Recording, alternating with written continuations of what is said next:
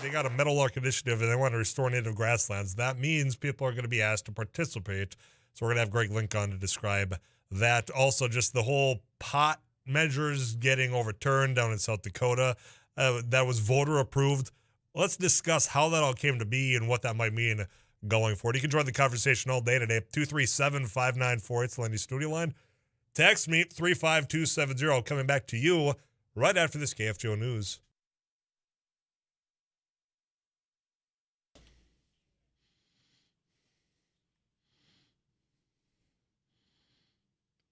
KFGO News, it's 2:06. Currently 43 degrees in Fargo-Moorhead. We'll have sunny skies, high of 45. I'm Madison Quinn. Number of people in North Dakota who have died in November after contracting the coronavirus is a sharp contrast to the same month last year. The Department of Health says 85 people have died so far this month as a result of COVID-19 compared to 500 people who died of the virus complications in November of 2020. Number of active cases peaked on November 13th, 2020, when 10,432 people were positive. 1,877 people have died of COVID so far in North Dakota. A 16-year-old Apple Valley, Minnesota girl died in an ATV crash Thanksgiving Day. Investigators say Isabella Brandt was riding on the ATV with an 18-year-old who drove it into a valley or drainage ditch in a field. The ATV went airborne, then rolled several times. Brandt died before she could be taken to the hospital. Investigators with the sheriff's office say neither of them were wearing a helmet or any protective gear. Jury selection begins tomorrow for a former suburban Minneapolis police officer, Kim Potter, who says she meant to grab her taser instead of her handgun when she shot and killed Dante Wright. Brooklyn Center officer's reaction on body camera video seems to instantly establish the key facts of the case, as she said she grabbed the wrong gun and could be going to prison. Legal experts say conviction isn't as certain as it might seem, at least on the serious charge she faces, manslaughter. Her defense attorney says she made an innocent mistake.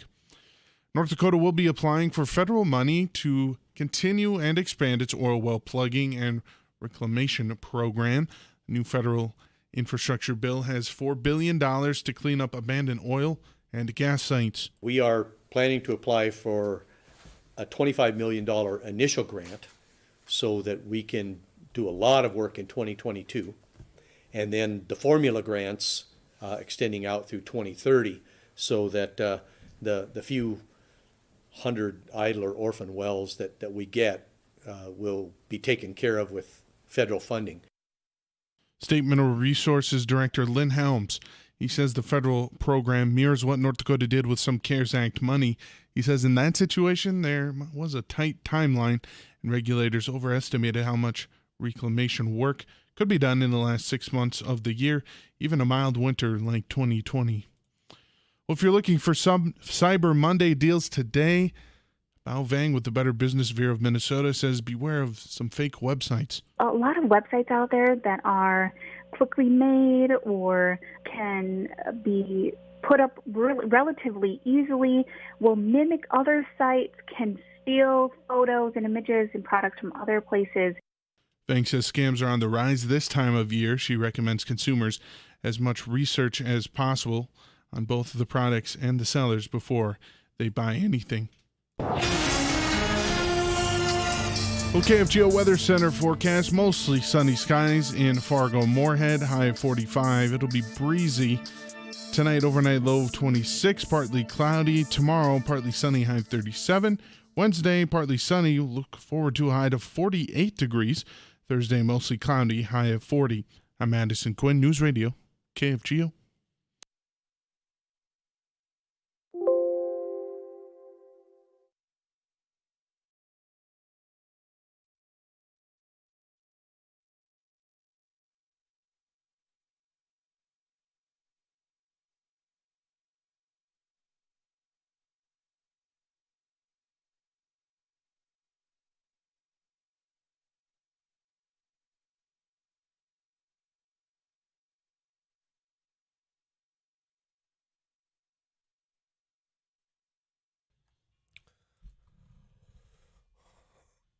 I do hope you were able to enjoy the week and get ready for another week right here on KFGO. I'm Tyler Axis, your host, Eric Johnson. He's our producer. I'm going to be with you till that 5 o'clock punch out here on Afternoons Live. A number of things. We're going to have a few guests break down a couple of items for us. We'll be visiting with our friend Bill Werner out in St. Paul because President Biden's going to be in Minnesota, not Minneapolis, but in Minnesota tomorrow, talking about all the good that was in that infrastructure bill. So we'll talk about the other meaning behind that. Obviously, you're out there trying to sell what has been approved. And I think it's not a very hard sell when we're talking about roads, bridges, internet, water, all those things. Those you can watch and you can see when those things are being constructed. Then you know what? You get to live with the benefits of that. But, I mean, there's the politics behind this as well when it comes to Minnesota being, again, looked at as a swing state. So we'll talk about that going forward. And whether or not, the whole Biden administration is losing ground, gaining ground, and so that's coming up. Also, I'm going to be talking about South Dakota, about something that happened, I think, that kind of flew under the radar for a little bit because, we had our first kind of holiday over the last few days, and that was on people's minds. But a South Dakota court, the highest court, the South Dakota Supreme Court, last Wednesday, so what was on Thursday? Yeah, Thanksgiving. I think it was last Wednesday. They upheld a lower court's ruling that nullified voter pass amendment when it comes to legalized recreational marijuana use. So we'll talk about that as well as sports. But I want to start here. You've probably been hearing the promos. Yeah, we've now been doing 2 to 5 for, 3 weeks, 4 weeks. But a lot of that extra hours because of you, and we want to find a way to give you an opportunity to get back. It's our way of giving thanks to you. And to do that, all you got to do is text and grill to 35270, whether it's during the show or any other time, and you get registered for a chance to win a Traeger, smoker grill that we are going to be giving away as part of our thank you right here on Afternoons Live. So you text and grill to 35270. You can do that right now, and you get registered for a chance to win this. We'll have 100 finalists that we will notify you within the next week whether or not you're going to be on the finalists to actually win this. And we're doing a party. Afternoons Live, I'm going to be there. Eric Johnson's going to be there. A number of other KFGO personalities as well at Bar 9 West Fargo, December 9th. We're going to be doing this giveaway. So you show up, you got to be there. And plus, you got to be 21 to register. So text and grill 35270 throughout the next couple of weeks. Get registered and then come join us December 9th over at Bar 9, 5 o'clock. We're going to have a heck of a good time.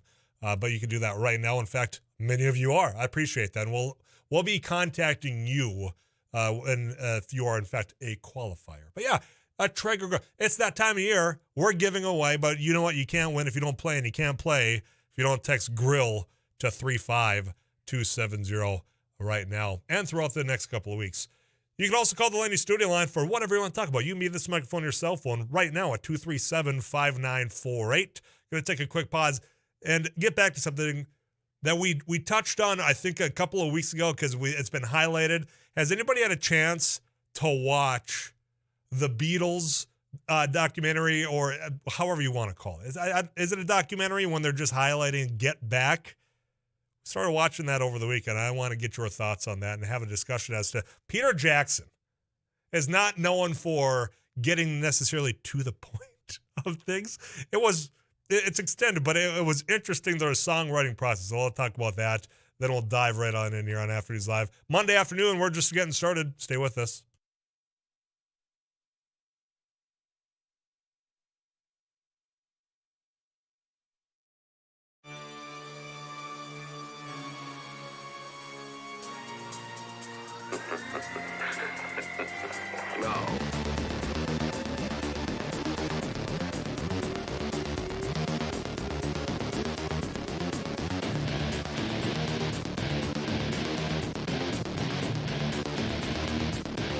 To a creature from outer space.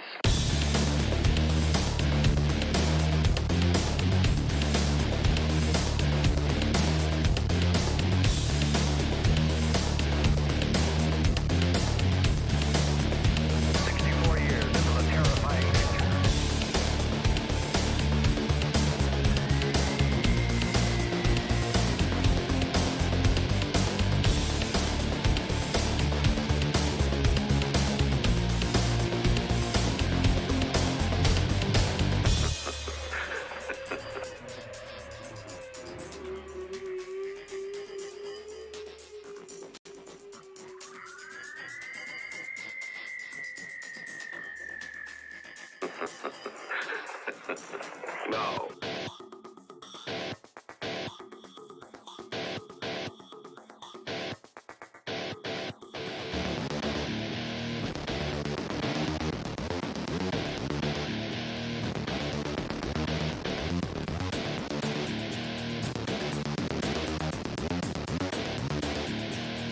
It belongs to a creature from outer space.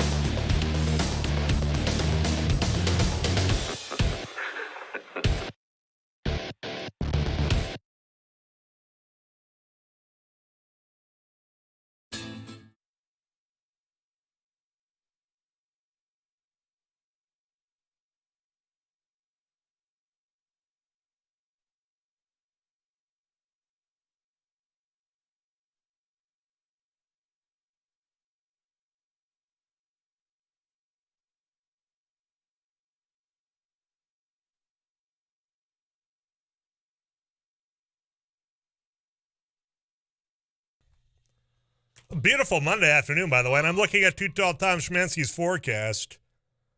Really, all week, when you're looking at Wednesday, a high of 48. And what, Wednesday is December 1st already, I believe? Yeah, I think we're being spoiled. I really hope we don't end up having to pay for this in, say, March, when we're getting eager to get back outside as far as winter goes. But, yeah, I'm not going to complain. It does mean that all the procrastination, as you know, I'm well famous for, of the putting up a Christmas. Is it procrastination if I've waited to put up Christmas lights until after Thanksgiving? Because we had the whole discussion. We didn't typically do a lot of the exterior lighting displays. That's obviously changing this year. But, there's a lot of people that have waited as well, right? And hopes and fingers crossed that you're going to actually get a forecast like this from Schmansky, because now time's up. It's time to actually get out there and do that. But if you have waited, like myself, I'd take advantage of the next 3 days, get on out there and roll. You don't want to wait till there's just a little bit of ice on the roof or on the ladder unless you're really trying to live dangerously, and I would recommend against that. Got a question for you. A lot of people texting on Grill to 35270. Appreciate that. And for those of you that are asking questions, I'll individually get back to you in just a moment here. But we've been, or at least I was anticipating, I know other people in this building were as well, about Get Back. It's the Beatles. It's on Disney Plus, so granted you have to have a subscription there to watch it, and I know that a lot of people do, or a lot of people find a way to watch, but you have the making of an album, right, as far as what the Beatles went through at that time. Peter Jackson, you probably know him from what, other than Lord of the Rings, has he been really involved in other projects? I'm looking at my producer, Eric Johnson, because he's more in the whole movie thing than I. So he did an amazing documentary series on World War I. Oh, that is where right. he found primary sources and painstakingly colorized them. So you've got video taken from World War I that was colorized. Yeah, which and that's brought not to just life. a click of a mouse. That I can only imagine the process of going through that. And it is narrated in quotes, but it is audio from World War I veterans from England that were interviewed by the BBC Radio in the 50s, 60s, and 70s. And it's lengthy, but it is the most realistic portrayal of World War I that I think you've ever seen. What platform is that? Was that on HBO? I believe it was, and it was... you have to have a subscription to everything to get access to anything. And I believe I'm going to look it up, but it's the title is something like They Will Not Grow Old or They Shall Not Grow Old. Yeah, that's all coming back to me now. But you touched on something there in your description as to it's a bit lengthy. Oh, yeah, it is. It is super lengthy. See, and that's the same thing. So maybe I'm just getting old and curmudgeon-y and just crabby all the time. Yeah, that sounds pretty accurate. But the Get Back, boy, it was just, let's pick up the pace a little bit here. That's kind of what I've heard. Yeah, They Shall Not Grow Old. They shall not grow. Okay, I will add that to the list, and it's but that means it got to stop for HBO Max. Yeah, and the way that they have brought this over 100-year-old footage, and I think he did a similar thing with this Beatles documentary, right? He found footage that was previously unseen. Yeah, it wasn't and put evolved. it together. Yeah, it's if you're a Beatles fan, you're going to love every minute of it. If you're a casual observer, I mean, I've talked about the fact that I like that era of Beatles that is being documented in this more so than the early. I don't. The more I want to hold your hand, Beatles. I know. I was trying to. The shouting, the enhanced screaming. Could you imagine having to live through that every single day, of having that high pitched scream? And I mean, people are passing out when they see it. It's just unreal. But anyway, that's neither here nor there. It's good, but boy, you could tighten it up just a little bit if you watched it or if you've taken in some of the first episodes. I'd love to get your take on it. I'm not saying don't watch it by any means, especially people that have been anticipating it. I'm sure going to sing the praises. But for me, I was expecting something a little different than what I got, at least in the first showing. 35270. You can send those in there, or you can call me at the Laney Studio line at 237-5948. And just a little bit, I'm going to switch gears here because we've had this concept. I think we've been battling back and forth. Well, I don't want to say battling, but we've been discussing, debating on where are limitations or where are we losing some of this when it comes to natural habitat, grasslands across the upper Midwest, outdoors men and women. I think back to the conversation that started that was quite contentious, if you recall, about the Outdoor Heritage Fund. Utilizing revenue and putting aside into programs that help with outdoors. And I think the original intent of that going into habitat, for our upland game, for deer, pick any recreational, the hunting that we do in this area that we grew up with. I mean, it's tough to not acknowledge that over the course of the last at least 20 years, maybe if not further back, some of that natural habitat had been disappearing. It had been transferred into oil and gas out in the west part of the state. I mean, you know that some of it's been turned over. The soil has been turned over because with prices where they were, I don't fault anybody for saying, look, I could go out there, till this up, get a little bit more bang for the buck, so to speak, by changing what the use of that land is for. But with that, I think we can acknowledge, or I certainly hope, that it depleted some of that natural grassland that was vital to a number of things. And I understand for landowners, the hesitancy to maybe sign up for some of these programs, that whether it's a state program, whether it's a federal program, because all the red tape, all the requirements, and once you start, can you pull back?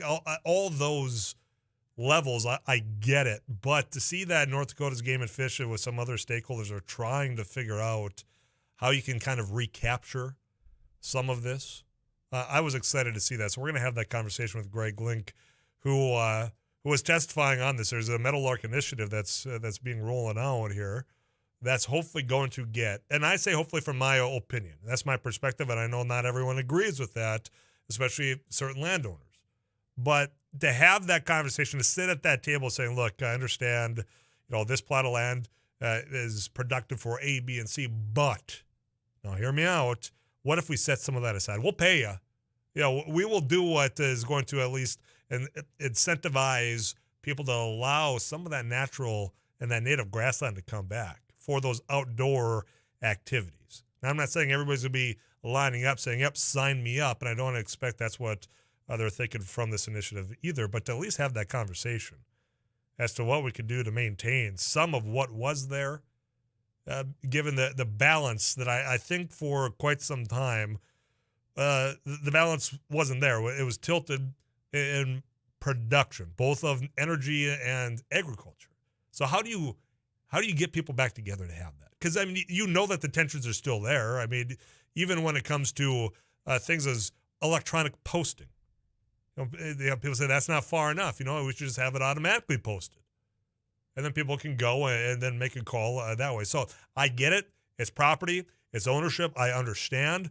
But to know that there's at least an attempt to get this balance more there? I'm intrigued. We're going to have that conversation right after this KFGO News Update. We'll check in with Rusty Halverson. I do want to tell you also tomorrow, we're going to be at the Northern Air Expo up at the Fargo Dome. So if you're out there, stop by. I think the entire KFGO lineup is going to be there from News and Views through Afternoons Live. Obviously, the morning crew is starting their show before that expo starts, so you won't see Doug or Dan up there, I do not believe. But Rusty Halverson will be there. So we're going to start off here, then we're heading to south of Dakota, and ultimately wrapping up in Minnesota because you've got a visit coming. And President Joe Biden's going to be in Minnesota. What's that mean as far as him touting the infrastructure bill that was bipartisanly passed? It's not a hard sell, but are people going to listen? And what that means for, say, the next election and, quite frankly, his reelection if he chooses to run again. And I think there's some wonderment whether or not Joe Biden will run for reelection. It's something that when the last presidential election was getting started, I'd said, look, if we just wanted that time period to, quote, normalize things out of the White House, then make that case. But if you're a Democrat right now, it's what do you do? Do you in fact want to have a reelection, or do you want something different? Because that's an in battle that I'm hearing at the higher levels, nationally speaking, more so than I expected at this time. So we'll have that conversation with Bill Werner, our Capitol correspondent, on that and a potential special session that needs to be held in Minnesota. We've had it in North Dakota. Minnesota, you have to have it as well to figure out where you spend those COVID dollars that came from the federal government. Have we resolved the $250 million to go to those frontline workers? Is that still a sticking point? Are the cabinet members still on, that short list of saying, look, they're going to lose their job? We'll find out with Bill Werner in a little bit. Anything else you want to talk about, I'm here for you. Call me on the Laney Studio line, 237-5948, or text at 35270. This is Afternoons Live on KFGO.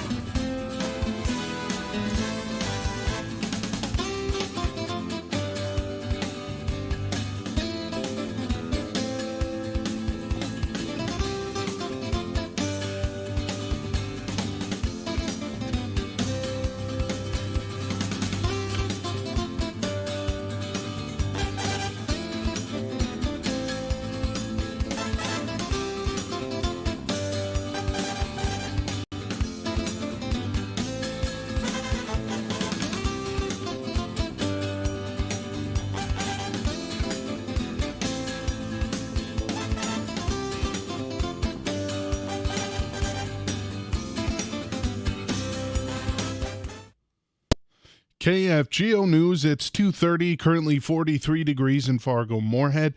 Today we'll see mostly sunny skies, high of 45. I'm Madison Quinn from the KFGO News Center. A federal judge has blocked the Biden administration from enforcing a coronavirus vaccine mandate on healthcare workers in 10 states. The preliminary injunction applies to a coalition of suing states. They include Alaska, Arkansas, Iowa, Kansas, Missouri, Nebraska, New Hampshire, North Dakota, South Dakota, and Wyoming. Federal judge in Missouri said the Centers for Medicare and Medicaid had no clear authority from Congress to enact the vaccine mandate for healthcare providers that participate in 2 government programs. The rule requires workers to receive their first dose of COVID vaccine by December 6th and their second dose by January 4th. A man is dead after being shot by police in Mounds View, Minnesota last night. It happened around 7 o'clock last night at a plaza just off Mounds View Boulevard. Police say they were called there on a report of shots fired. That when they arrived, they received a call about a robbery happening at a nearby grocery store parking lot. A victim told police that a gunman ordered him to drive to a liquor store close by, that the suspect fled inside the liquor store. When officers approached the store, an employee ran out, telling them the gunman was inside by himself. Mounds View and New Brighton police entered the store, and several officers reportedly fired their weapons during an altercation. The suspect was pronounced dead a short time later. The Minnesota BCA is investigating. Police body cameras were active as that scene unfolded. That's reporter Mark Fry. KFGO News Time. Coming up on 2:32, it's 43 degrees.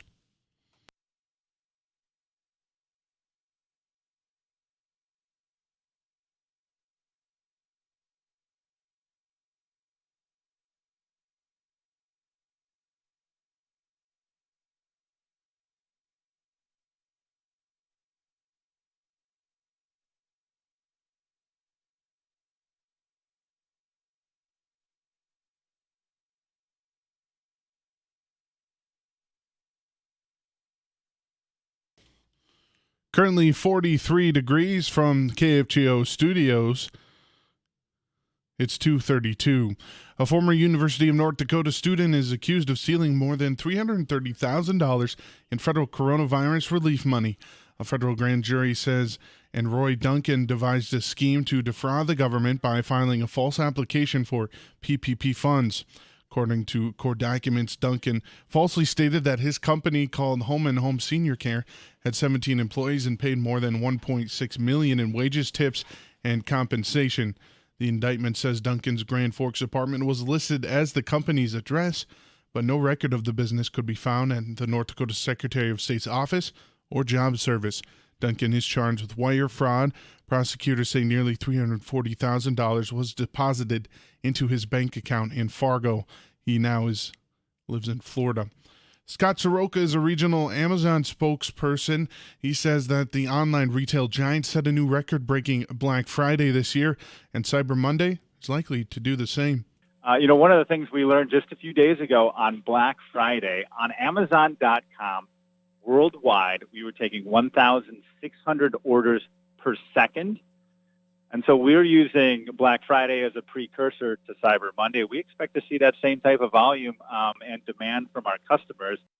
Sirocco says details on the amount of product being boxed and shipped out of the Fargo Fulfillment Center is not immediately available. Amazon is set up to actually deliver right to the customer.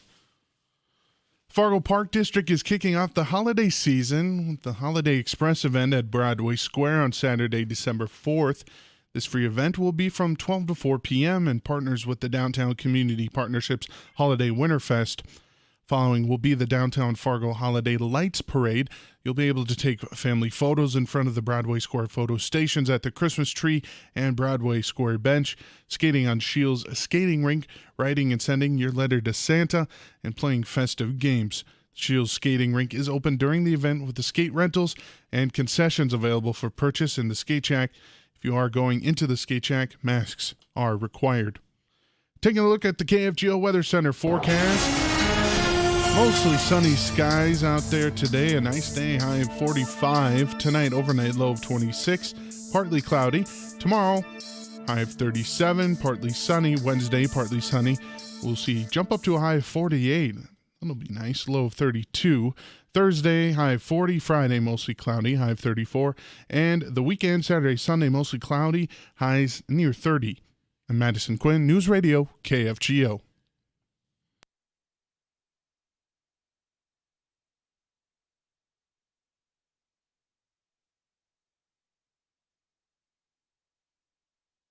This song has officially now been transformed into my mind that if it comes on in one of my streaming services, I instantly am expecting an egg report from Rusty Halverson. Really? Yeah. Ah. It came on. I was out grinding some gravel below the tires over the weekend, Yeah. and it came on. I'm like, oh, yeah. You looked over Egg to your reports, right. yeah. And What do you got for me, Rusty? What have you been working on? So, you should have sent me a trick of the mind, text. yeah. Hey, Yeah. what have you been working on over the weekend? huh? Yeah. Probably Well, just eating those leftovers. So yeah, working on those. yeah. Working on Today's those. the last day. I heard that. If you Yeah. have any leftovers from Thanksgiving, That's the it's word. today or the trash bin. Yeah. Didn't have very many myself. So I told you the second helping of the buffet is always the bigger helping Always the for bigger. whatever reason. Yeah. I don't know why we do that to ourselves. I don't know. And then I have the nerve to complain about how full I am. Yeah. Like, God, why do I do that to myself? You got a special pair of pants you wear on Thanksgiving? No, but I should add that for next year. Yeah. These are my Thanksgiving and Christmas pants. Do you remember Zubas? Oh, how could I forget? I never owned a pair. Oh, you didn't? I did not. Really? Yeah, I never owned a pair. I have. Some people still live in those things. Yes, they do. Yeah, that's a thing. Did you owned one? I Clearly. owned it. Yeah, I owned it. All right, yeah. what team? They What were. was the color combination? Is what I No, want. it was pretty boring. Just kind of black and white. I think they're a knockoff. Got them at Pomida. Yeah. Yeah. Yeah. Tomorrow, you and I are going to be up at the Northern Egg Expo at the Fargo Dome. Yeah. Big show coming up. Going to be a lot of seminars up there, too, in the meeting rooms and also on the main stage on the show floor.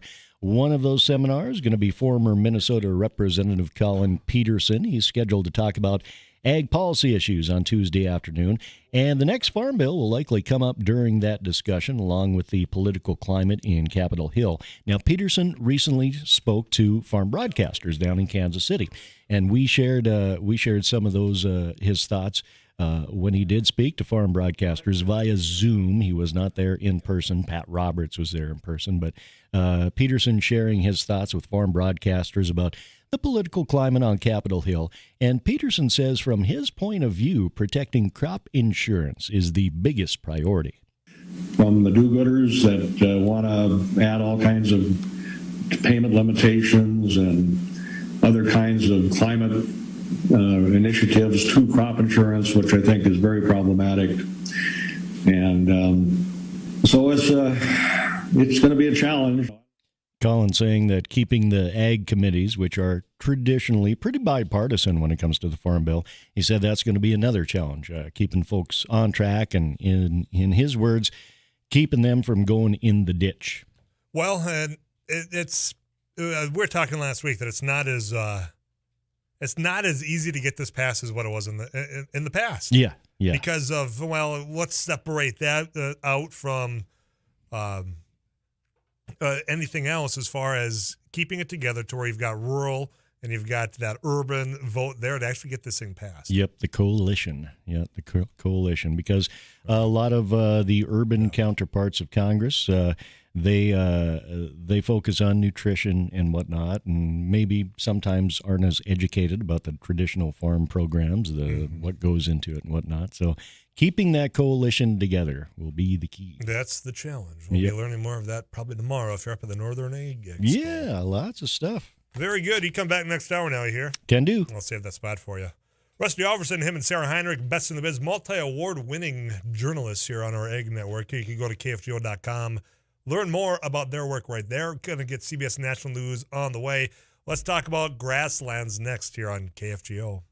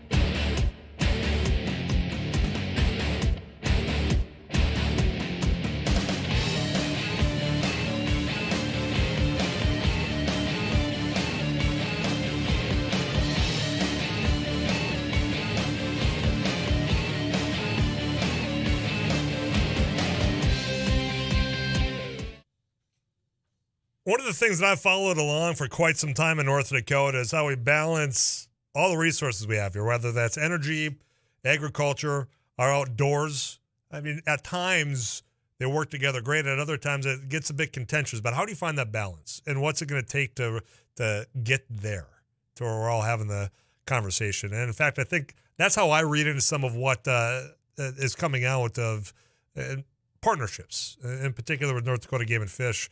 The Meadowlark Initiative is one of those things that has been brought up, and I think it's something I applaud the efforts. And I want to learn more about that.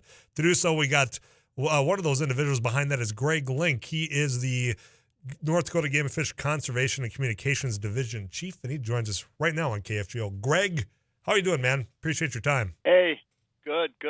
Nice to talk to you, Tyler. Yeah, let's dive right on in. This Meadowlark Initiative, describe this to folks.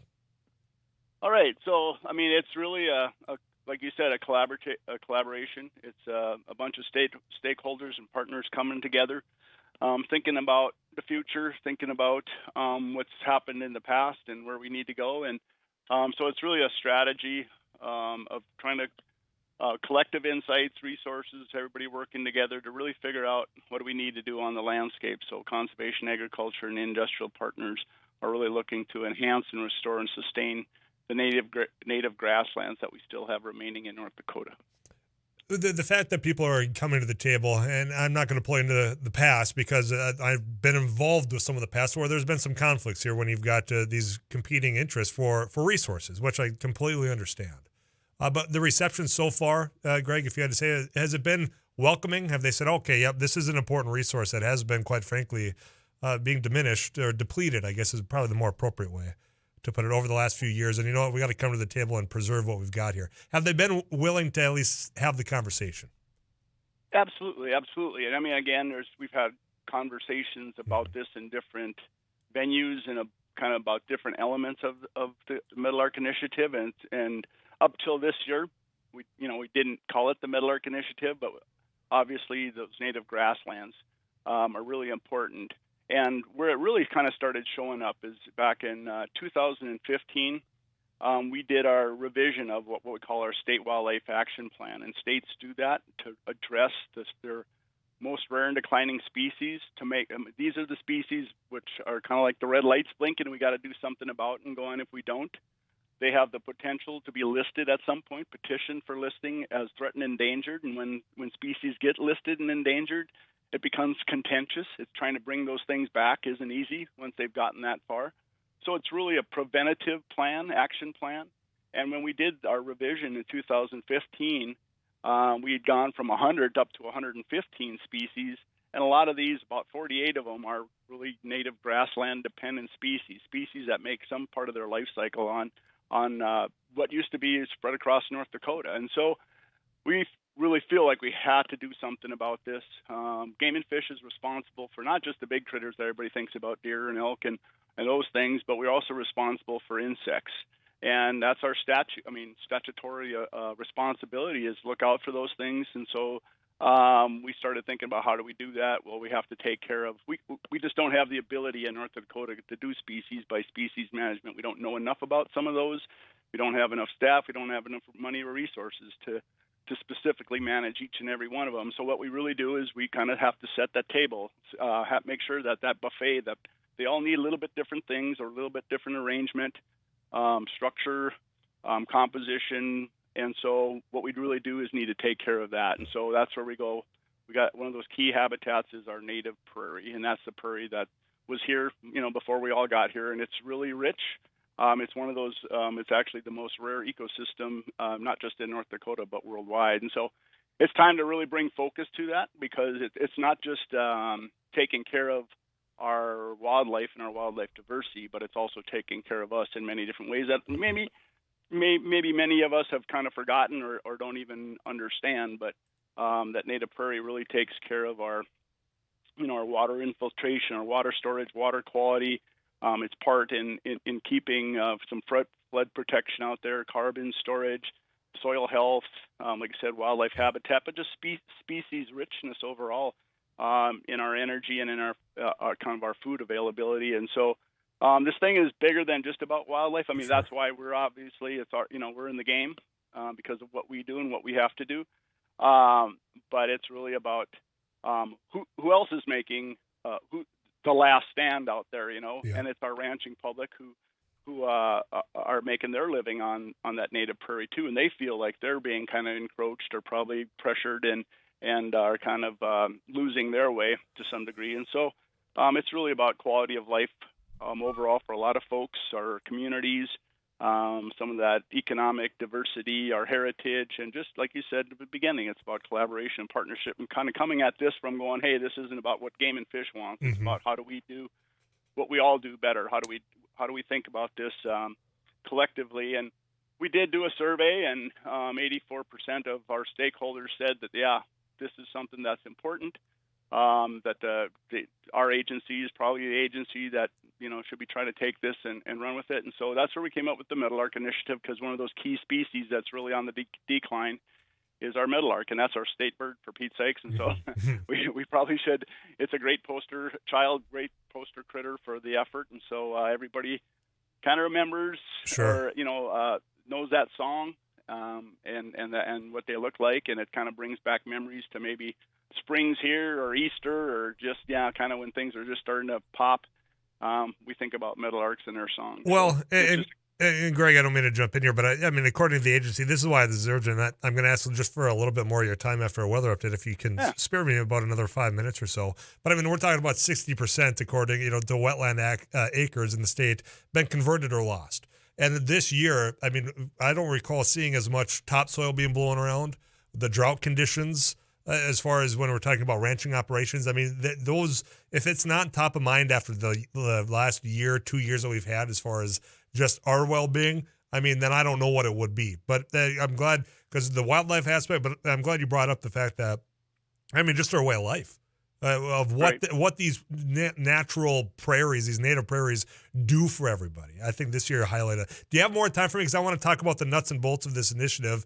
If you've got people out there saying, you know what, maybe I can do this, convert this acre. You got some more time for me, Greg? Absolutely. Very good. Greg Linkeys with North Dakota Game and Fish. We're talking about the Meadowlark Initiative. We'll get more on that, but I got to get you a weather update from Too Tall Tom Szymanski. We'll come back with Greg right after this.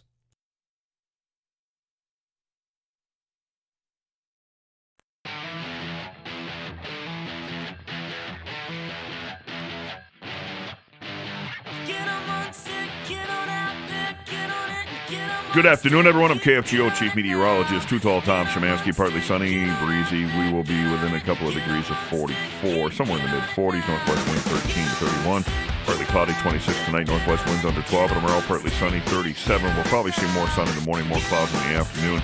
Northwest winds will turn south in the afternoon at 6 to 16. A light mix of precipitation is possible for tomorrow night, but certainly nothing to get excited about. We'll drop down to 32. Partly sunny, warmest day of the week on Wednesday. I think 48, maybe 50 in some areas. How about Thursday through Sunday? Well, I'll tell you all about that and more next hour.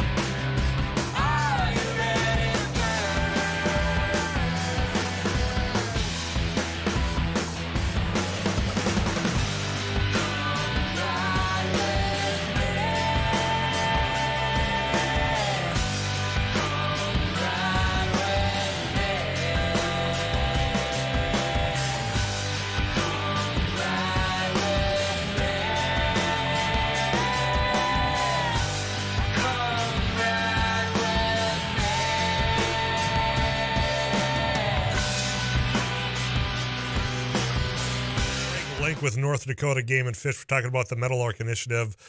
Greg, I think, some of those discussions, you brought up 2015 and, really when the discussion started. And now, it's come to the forefront because I think a variety of things.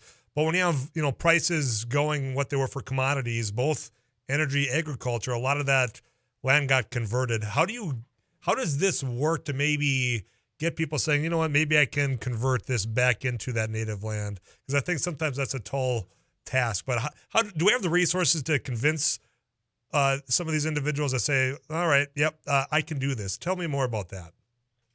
Well, it starts in a lot of ways. And like you said, we've gone through some high markets that probably drove some things maybe where we probably quite shouldn't have, but it's really an opportunity to go, okay, let's take care of what we still have there. Let's make sure that in some cases our native prairies are invaded. They need some treatment. In other cases, they're getting to be little islands out there that we really want to connect up, enlarge, build onto. They're kind of like our fortresses out there, so we really want to kind of connect some of those pieces up. But when it comes to landowners, they have the tools nowadays to really look at is are these acres over here really pulling their weight?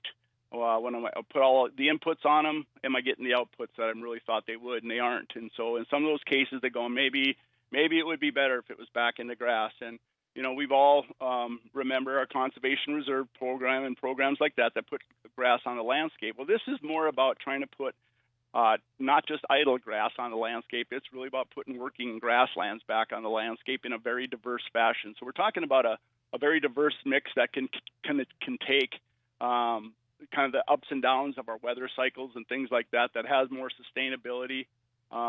And so it's really about trying to get some new grass planted around existing grass and then utilizing that new grass in a livestock operation and expanding that livestock operation or helping that grass that's next to it. And so really what it is helping that landowner get that planted by cost sharing on the seed mix, some technical assistance on sometimes those native grass mixes are harder to get established, but we have different partners that provide different products, different programs that can help a landowner practices. And so in some case, it may be a 3-year rental in order to, while that is transitioning from a marginal cropland, putting it into grass, letting that grass establish to the point where it can actually throw some livestock out, get it fenced, get a watering system in there. Again, need for a while, there's probably a loss of income, so there's a rental payment, a temporary rental payment for a few years to get things going. But once it's set up, then it's time to let that thing run itself and utilize it for livestock. So all those different pieces are part of what we call our the first element of our Meadowlark Initiative, and that's really helping sustain producers out there, ranchers. And so there's a lot of things that are going to be happening in this over the winter here for ranchers, for producers as they're making decisions on what they can maybe want to do next spring or in future summers here. And Greg, but then we have the clock's about to get me to CBS National News. Do you have a little bit more time for me? Or if not, we certainly there's a lot of interest. I got people calling in here.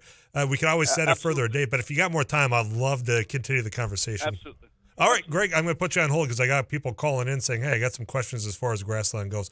If you do have questions or comments, send them into 35270. If you're calling into 237-5948 on the Laney studio line, stay there because Greg's being very gracious with his time. Because I've got some more questions as well as how do you seal the deal type thing. I'm Tyler Access Afternoons Live. We're rolling on, just getting started here on a Monday afternoon. You're listening to 790 AM or 104.7 FM, KFGO.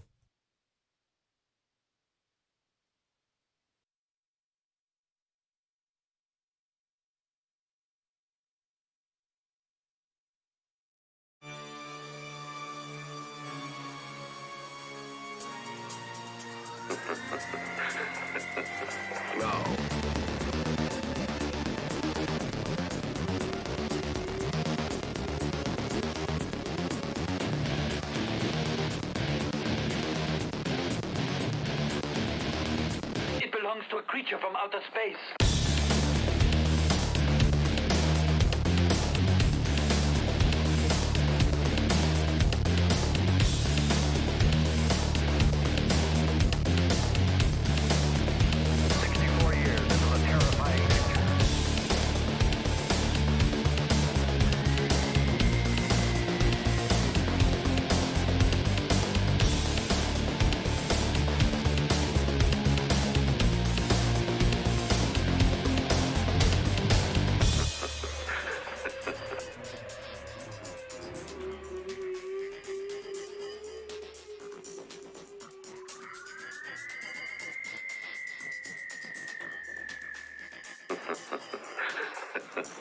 No.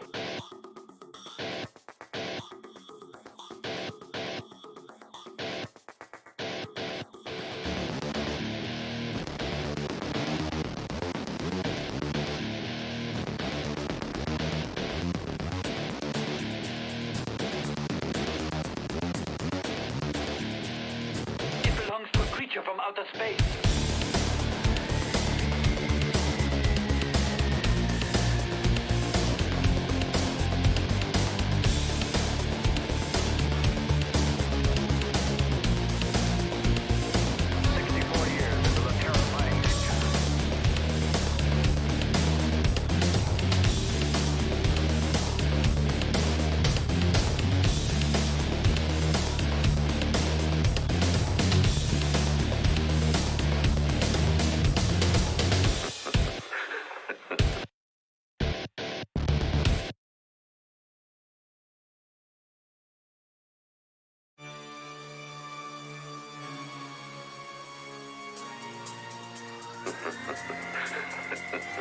No.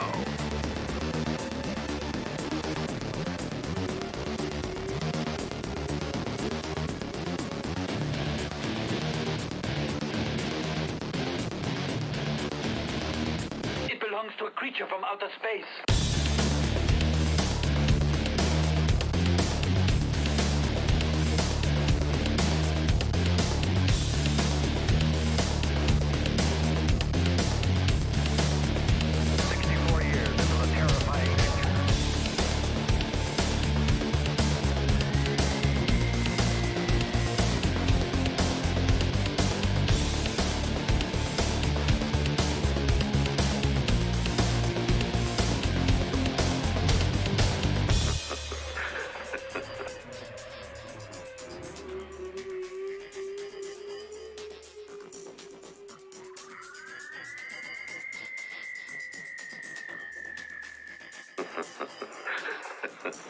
No.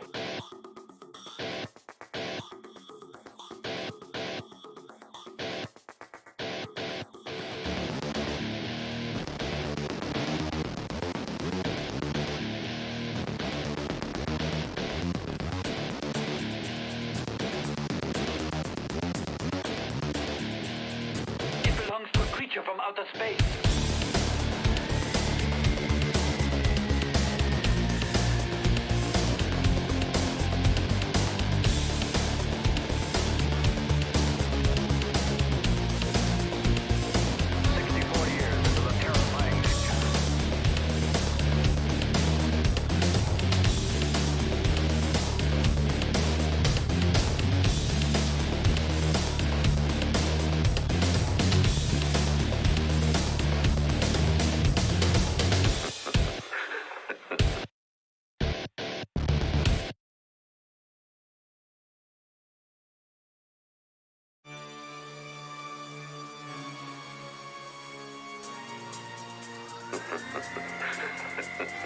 No.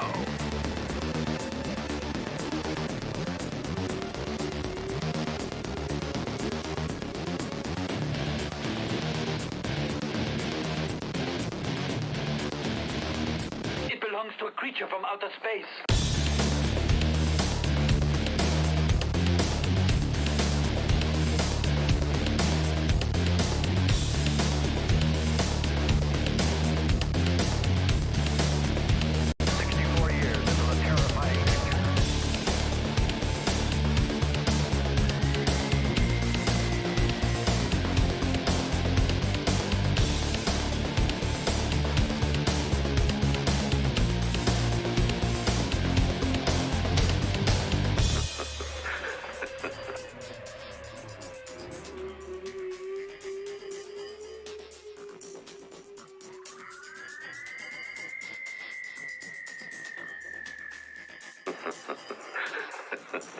No.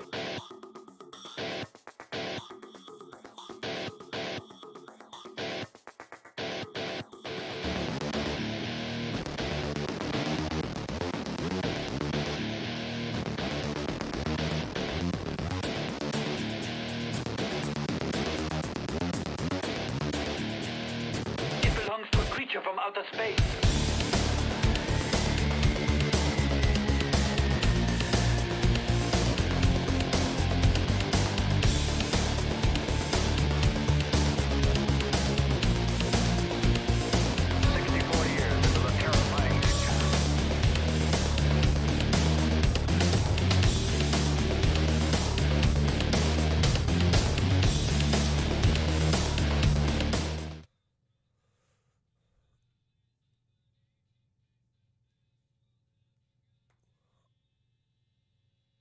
We're going to check in with Paul Juergens of the KFGO News Center in just a moment, and then after we get you caught up on all your local headlines, we'll continue our conversation with Greg Link, North Dakota Game and Fish.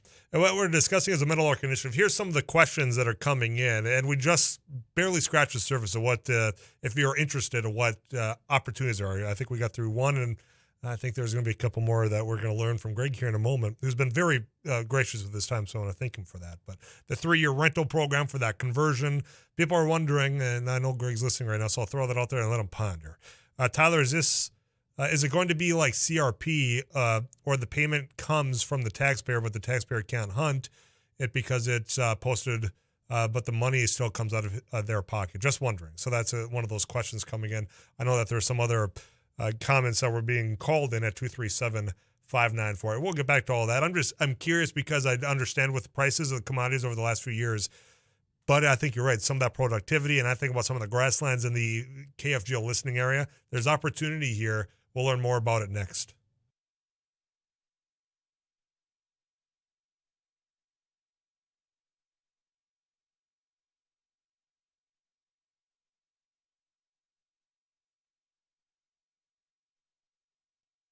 KFGO News, Fargo-Moorhead, we have a mostly sunny sky, 42. I'm Paul Juergens. A student was found with a gun this morning at Lincoln Elementary School in South Fargo. School administrators say the gun was loaded. They said a student told classmates that they had a gun. A teacher found the gun, which was seized and secured. The school was placed in a brief lockdown. The student did not make any threats. The student's parents were contacted, and the student was suspended, pending further investigation by the school district and police. The number of people in North Dakota who have died in November after contracting the coronavirus is a sharp contrast to the same month last year. The Department of Health says 85 people have died so far this month as a result of COVID-19, compared to 500 people who died of virus complications in November 2020. The number of active cases peaked on November 13, 2020, when 10,432 people were positive. 1,877 people have died of COVID-19 so far in North Dakota. A federal judge has blocked the Biden administration from enforcing a coronavirus vaccine mandate on health care workers in 10 states. The preliminary injunction applies to a coalition of suing states. They include Alaska, Arkansas, Iowa, Kansas, Missouri, Nebraska, New Hampshire, North Dakota, South Dakota, and Wyoming.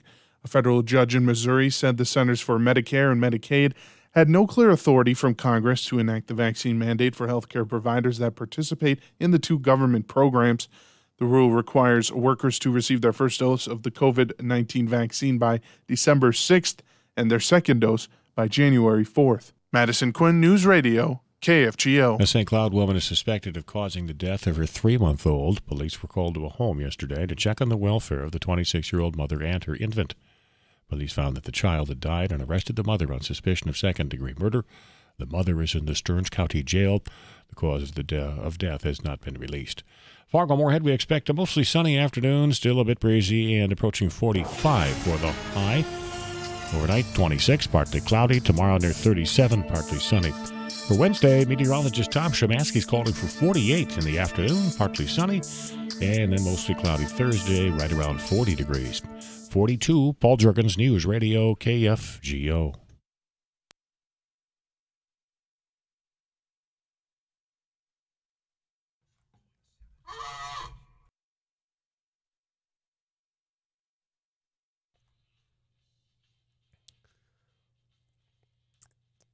All right, if you're just joining us here at the 3 o'clock hour, I'm Tyler Axes, by the way. This is Afternoons Live. Thanks for keeping it locked into KFGO. Talking about an initiative, the Meadowlark Initiative that's hopefully going to put some of that land back into that natural grassland setting. Not just for grazing, not just for hunting, but just for the well-being of the entire area. Greg Link is our guest. And Greg, I promise you that this is the last time I've taken way more of your time than what I asked for, so I can't thank you enough for sticking with us here on KFGO. We've had people asking questions in the text club. I read one of those. But where we left off, Greg, was you talking about, because I said if somebody's out there, they own land, and they're kind of thinking, well, this is kind of marginal. Maybe this is something that interests me. And you talked about one of the items being the 3-year rental to kind of help out with the cost side of this. That's where we left off. I'll let you pick it up from there. Well, okay.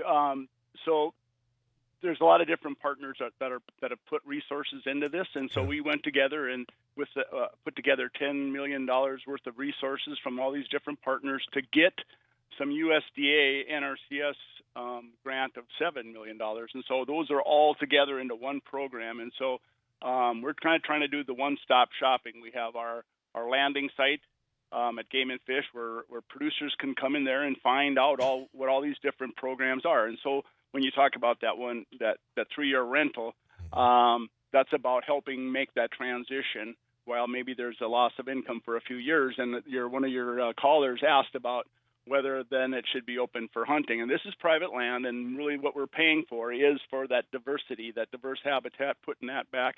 But it's so there's not a mandate. Whether you go in the USDA route, and there's different ways to do this. You can do it. Audubon, Dakota is one opportunity to get that rental payment. USDA NRCS at your county office is another way to get that through different programs, but are basically doing the same thing. So it's really about having different options that fit your goals and what you're doing out there. But that doesn't mandate that it has to be open for hunting, but it's a perfect opportunity for Game and Fish to slap on top of that our plots program, which does get access using sportsmen's dollars, access to those great habitat. And so that was a perfect opportunity, and that's just one more choice that a producer, if he wanted to maximize some dollar income on those acres, he could slap that agreement on top of it, but it's not mandated. Sure. Well, and what I'm hearing is there's resources behind this initiative. When you're talking about about 17 million as of now, all right, so people can go to North Dakota Game and Fish and learn more, because it sounds like that's just the 3-year rental's one of the many options that are out there. So Correct. People can really have still the guiding, and they get the final say in what they're doing with their land if they choose to take this on. Absolutely. The one thing that you mentioned earlier that was you mentioned the word existing when it comes to existing native lands or native prairies. So let's say I'm in the middle of, and I'll just pick Benson County because that's back where I grew up, but I'm not near any of the natural, already existing native prairies. Does that mean, all right, this isn't quite something I should look into, or is this available to any landowner? I'm just curious. Again, it depends on the partner, Okay. and we all probably have a little bit different missions, a little bit different responsibilities, things we're trying to do. But in this case, it is for this common benefit. But they may have different priority areas. In some cases, it may be more for ducks. In some cases, it may be more for other things. So to establish an island out there by itself, it just depends on how big that piece of land is. Okay. But yeah, I would say that there's an opportunity there. In some cases, for some partner programs, it may not rank out as high as if it was right next to or around. I mean, we're really trying to focus on building off of those existing native prairies to kind of help their sustainability, help the critters that in some cases need to have these things connected a little bit, and to in cases where some of that's been invaded, to increase the diversity there. Sure. Whether it's for insects or whether it's even for white-tailed deer, they need grass, and so we're talking about a lot of different species and a lot of different, like we talked about earlier, societal benefits. Final question I have for you, and then I'll leave the final word to you. Is do you have a goal in mind as far as acreage? All right, we got 17. Here's what our goal is as far as land, or is that just look? It's so many variables you don't have that in mind. I'm just curious if you have a goal. We had a goal built into that grant, and that's a 5-year grant, like to convert 20,000 acres of marginal cropland back to this perennial vegetation, and to enhance 50,000 acres of existing native grass. But really, for us, Game and Fish, we know that this is not just a flash in the pan. This is not a 5-year program. This is really about what we're going to be doing for probably forever. I mean, really, that threat to our native grasslands is not just going to come and be gone. So we really have to try to take care of it as we can. It may change, it may adapt, it may evolve through the years, but really, it's about trying to keep that remaining grasslands intact if we can, and to build upon it where there's opportunities to do that. And that's trying to be collaborative, and that's trying to work with our ranchers and our other industrial or other industries to really kind of go, okay, again, if some of these things slip away, it gets to be reactive. It gets to be confrontational. We want to be proactive. How do we do that? How do we be smarter? How do we be more visionary? Very good. Greg, I can't thank you enough. You took way more time for us than what I'd asked. Is there anything I missed before I let you go this Monday? Well, we talked a lot about that ranching component. That's our element 1. We talked a lot about the habitat component of it. That's our element 2. Element 3 is really about working with industry to avoid and minimize the impacts where we can, and if we can't, then when there is a deposit or a withdrawal, how do we make a deposit back? How can we do more that way?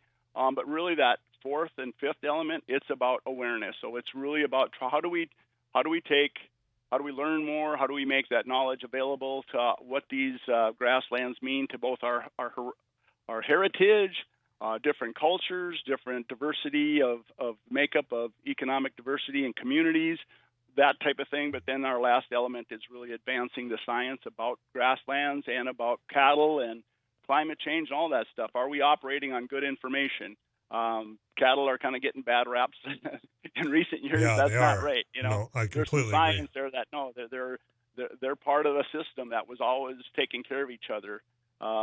The grass took care of the emissions that cattle put out, and but yet the cattle are taking care of the grass, just like our bison used to do years ago. So, this is important. So I appreciate you giving us the time, and we just want to again salute the ranchers out there. That's really a part of it. It's really standing them up, and they're the reason why those grasslands are still there. Thank gosh, and so. We just want to work together with figure out how do we move forward. So, well, Greg, I think the initiative, I'm excited for it. And I tell you what, if I had any questions, I got your number. Just pick up next time we call. All right. Yeah. And anybody wants, as far as producers and landowners that want to find out more about this information, they can get it at their local USDA offices, or again, come to our landing page. It basically come into our website. And up there where it says, a search, just put Meadowlark Initiative, and it'll bring you to that landing page. I can give you the address if you needed it, but it's basically just gf.nd.gov/Meadowlark-initiative. Very good. Greg, appreciate it, my man. We'll talk again soon. You take care, all right? Thank you. Thank you, Greg. Tyler. Yep, Greg Link, he's with North Dakota Game and Fish. I'm excited, clearly, for this initiative because, some of those conversations we were having that were so contentious so many years ago. And I think for the general public, when you're out there driving around, say this summer, when you have topsoil being blown over to the neighbors, you've got drought and you've got ranchers wondering where they can find grass on some of that for their cattle. This seems to me to be a smart investment. It's something, if you're a landowner, something that you'd consider. Let me know at 35270. You can also call me. Laney's studio line at 237-594. I'll come back to some of the message already awaiting me right after this.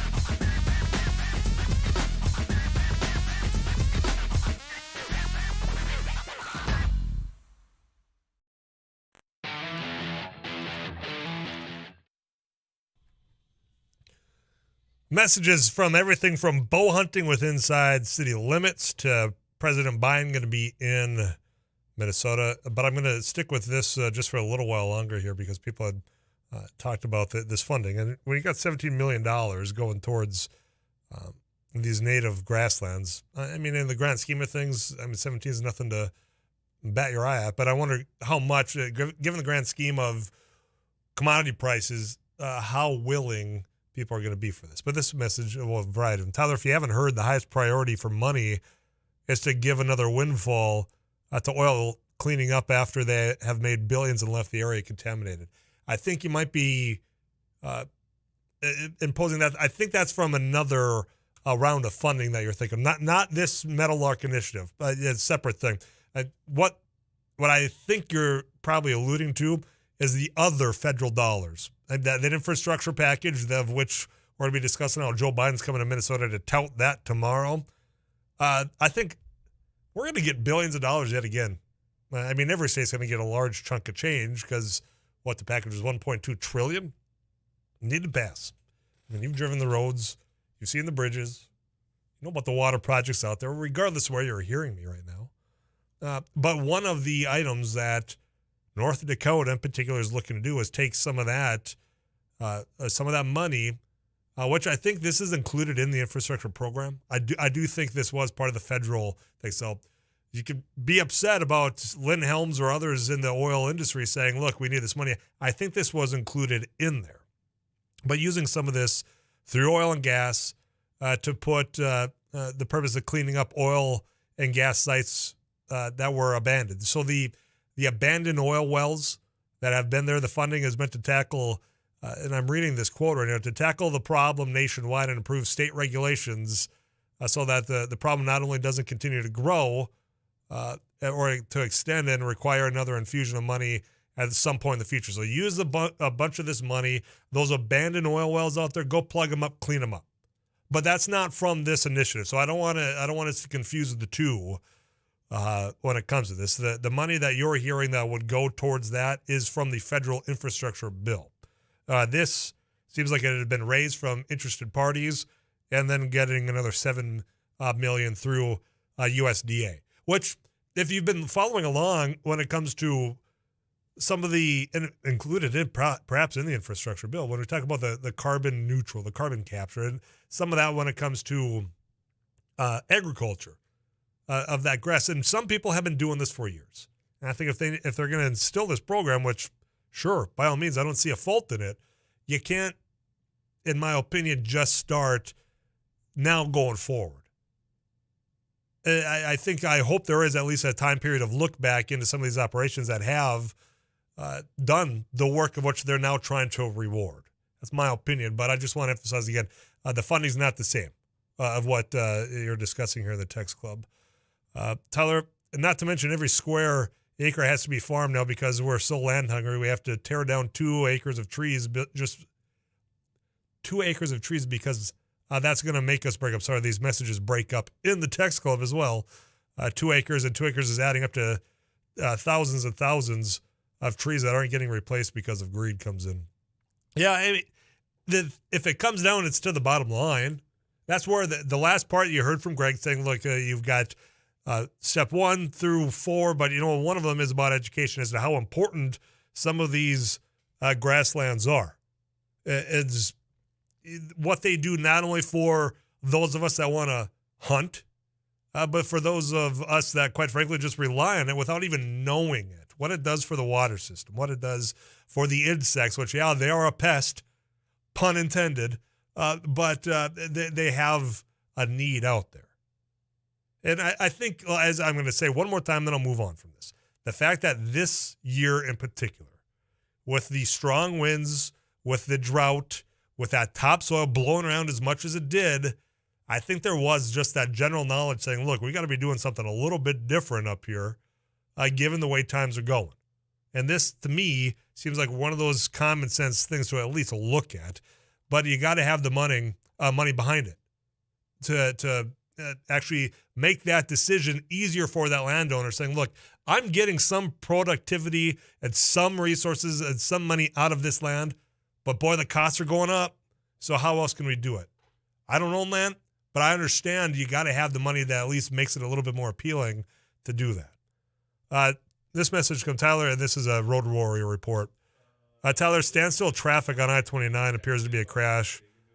This does say southbound I-29. I don't have a location as to where on southbound, but it sounds like there's standstill traffic out there. So if you're heading anywhere on southbound I-29 as of now, be mindful that you might have delays. If you can provide a little bit more information safely, please do so at 35270. You're our eyes out there on the road. So if that's the case, give me a little bit more detail so we can tell people in particular where at out there. Tyler, the text nailed it. Destruction of the trees is for greed. It's sickening. I'm getting a number of messages about this potential accident. In fact, I got a major accident or incident on I-29. Traffic backed up big time just north of 32nd Avenue exit. And I do have a photo going along with this. And I want to thank this texter that sent in this photo. Yeah, it does look like there is an incident out on I-29. So be mindful. Southbound lane, yeah, I see it's backed up. It does look like there's a couple of sheriffs on scene and a fire truck as of now. So we got Eric, you got some more information? Yeah, the caller said that it was just north of the tri-level. Okay. Right by West Acres. Oh, okay. So some more information there. It's by the mall. I'm getting in here by text as well. So be mindful if you're going to expect delays, if you can find alternate routes. Tyler, there was more than one incident coming in as well from a variety of different text messages. So thanks for those. We'll keep you in the know. I got to get you caught up with Kfgo News. Rusty Halverson right around the corner. We're heading down to Minnesota. Bill Werner, our Capitol correspondent, friend of the show here, because Joe Biden, he's coming to town. There's going to be a special session. He got some money to spend. But obviously the Road Warriors messaging comes first. So any information you send in, we'll try to get out to fellow motorists so we can get where we're going safely together. More commentary coming in about the grasslands and farmland as well. We'll continue the conversation. It's me and you all day until 5 o'clock, that punch out, and then we'll see what's coming up on the drive time news. Oh, yeah, we got to talk sports as well, and none of us are going to be real happy about that. Unless maybe you're a Packers fan. I'm Tyler Axis. Stay with us.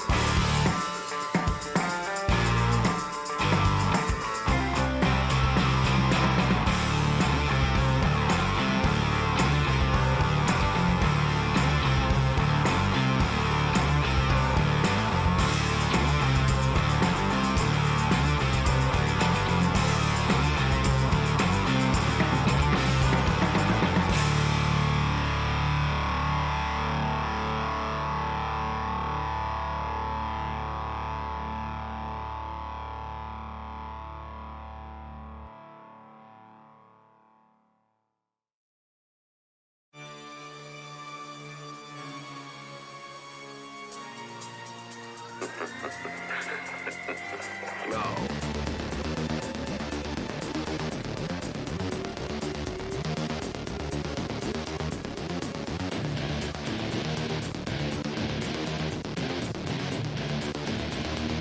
It belongs to a creature from outer space.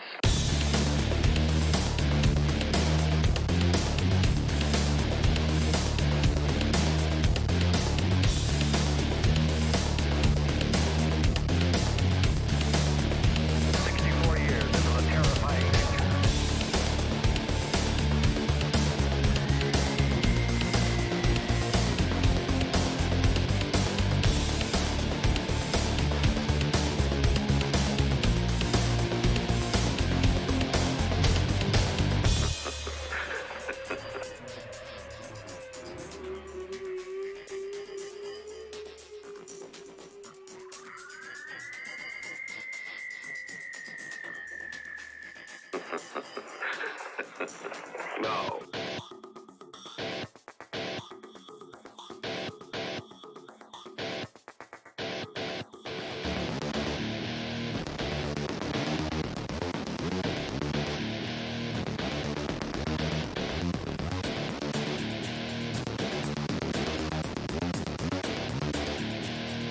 It belongs to a creature from outer space.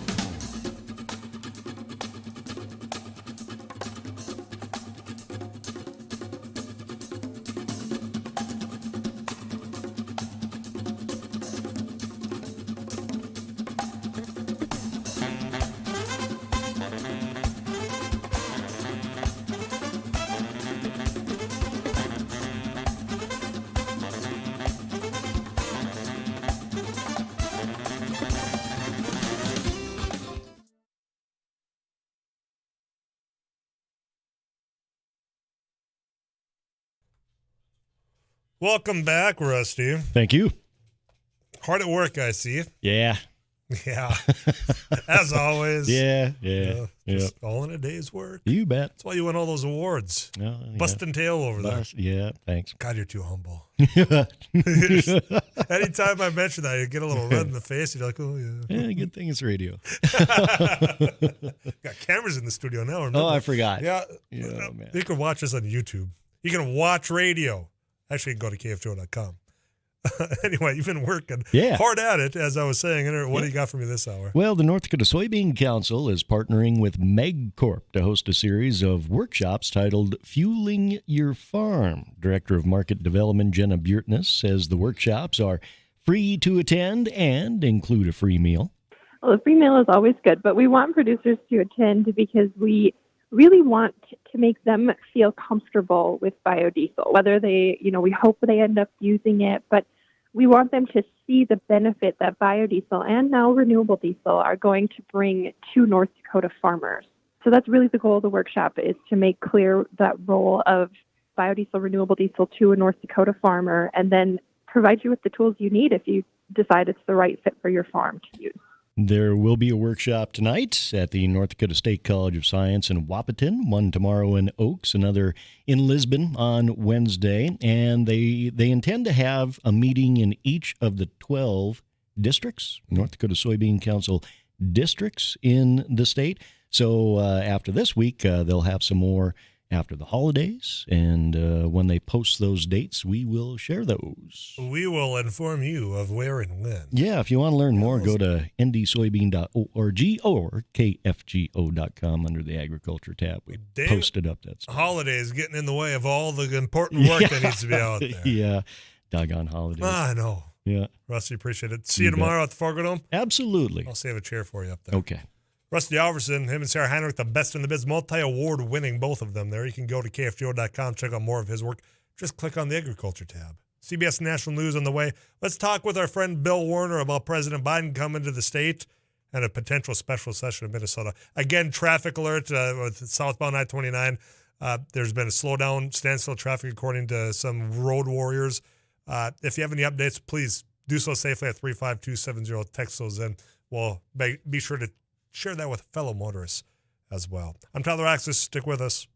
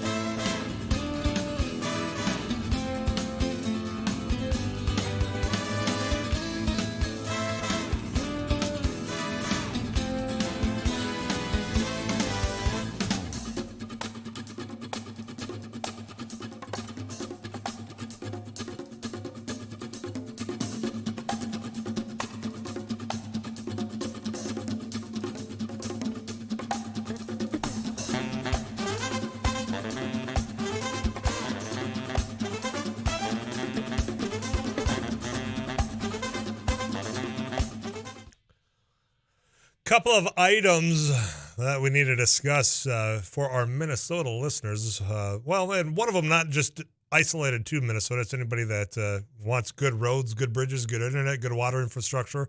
Because the president, well, you know what, he's going to Minnesota, sell that package of the infrastructure bill. Say, this is what's going to benefit you. I want to talk about that visit and a potential special session with our friend Bill Warner, who joins us right now on KFGO. Bill, how you been, man? Hey, Tyler, good. You? I hope you've been doing okay, too. Doing well. You know, it's getting to be that holiday stretch to where you don't know who's coming, who's going, but we make do. Yeah, and we're thinking, that's coming up really fast, isn't it? It is. December this week already. It's tough to wrap my head around because it's been a weird year, but it's flown by. Yeah, to say the least, it's been a strange year. It's maybe not been quite as tough as 2020. Well, it depends on whom you're talking to, right? But it has certainly had its share of surprises, no question about that. Yeah, well, and that has. One surprise that we had a bipartisan bill pass for the first time in what feels like forever on the federal level when it comes to infrastructure.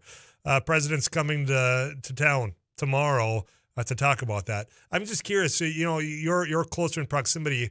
Are you surprised that the president's coming to Minnesota to push this infrastructure package? Well, on the surface, one of my first questions was why here, right? I mean, nothing against Minnesota or anything, but it seems, and particularly in the context of that his Build Back Better package, which is almost $2 trillion.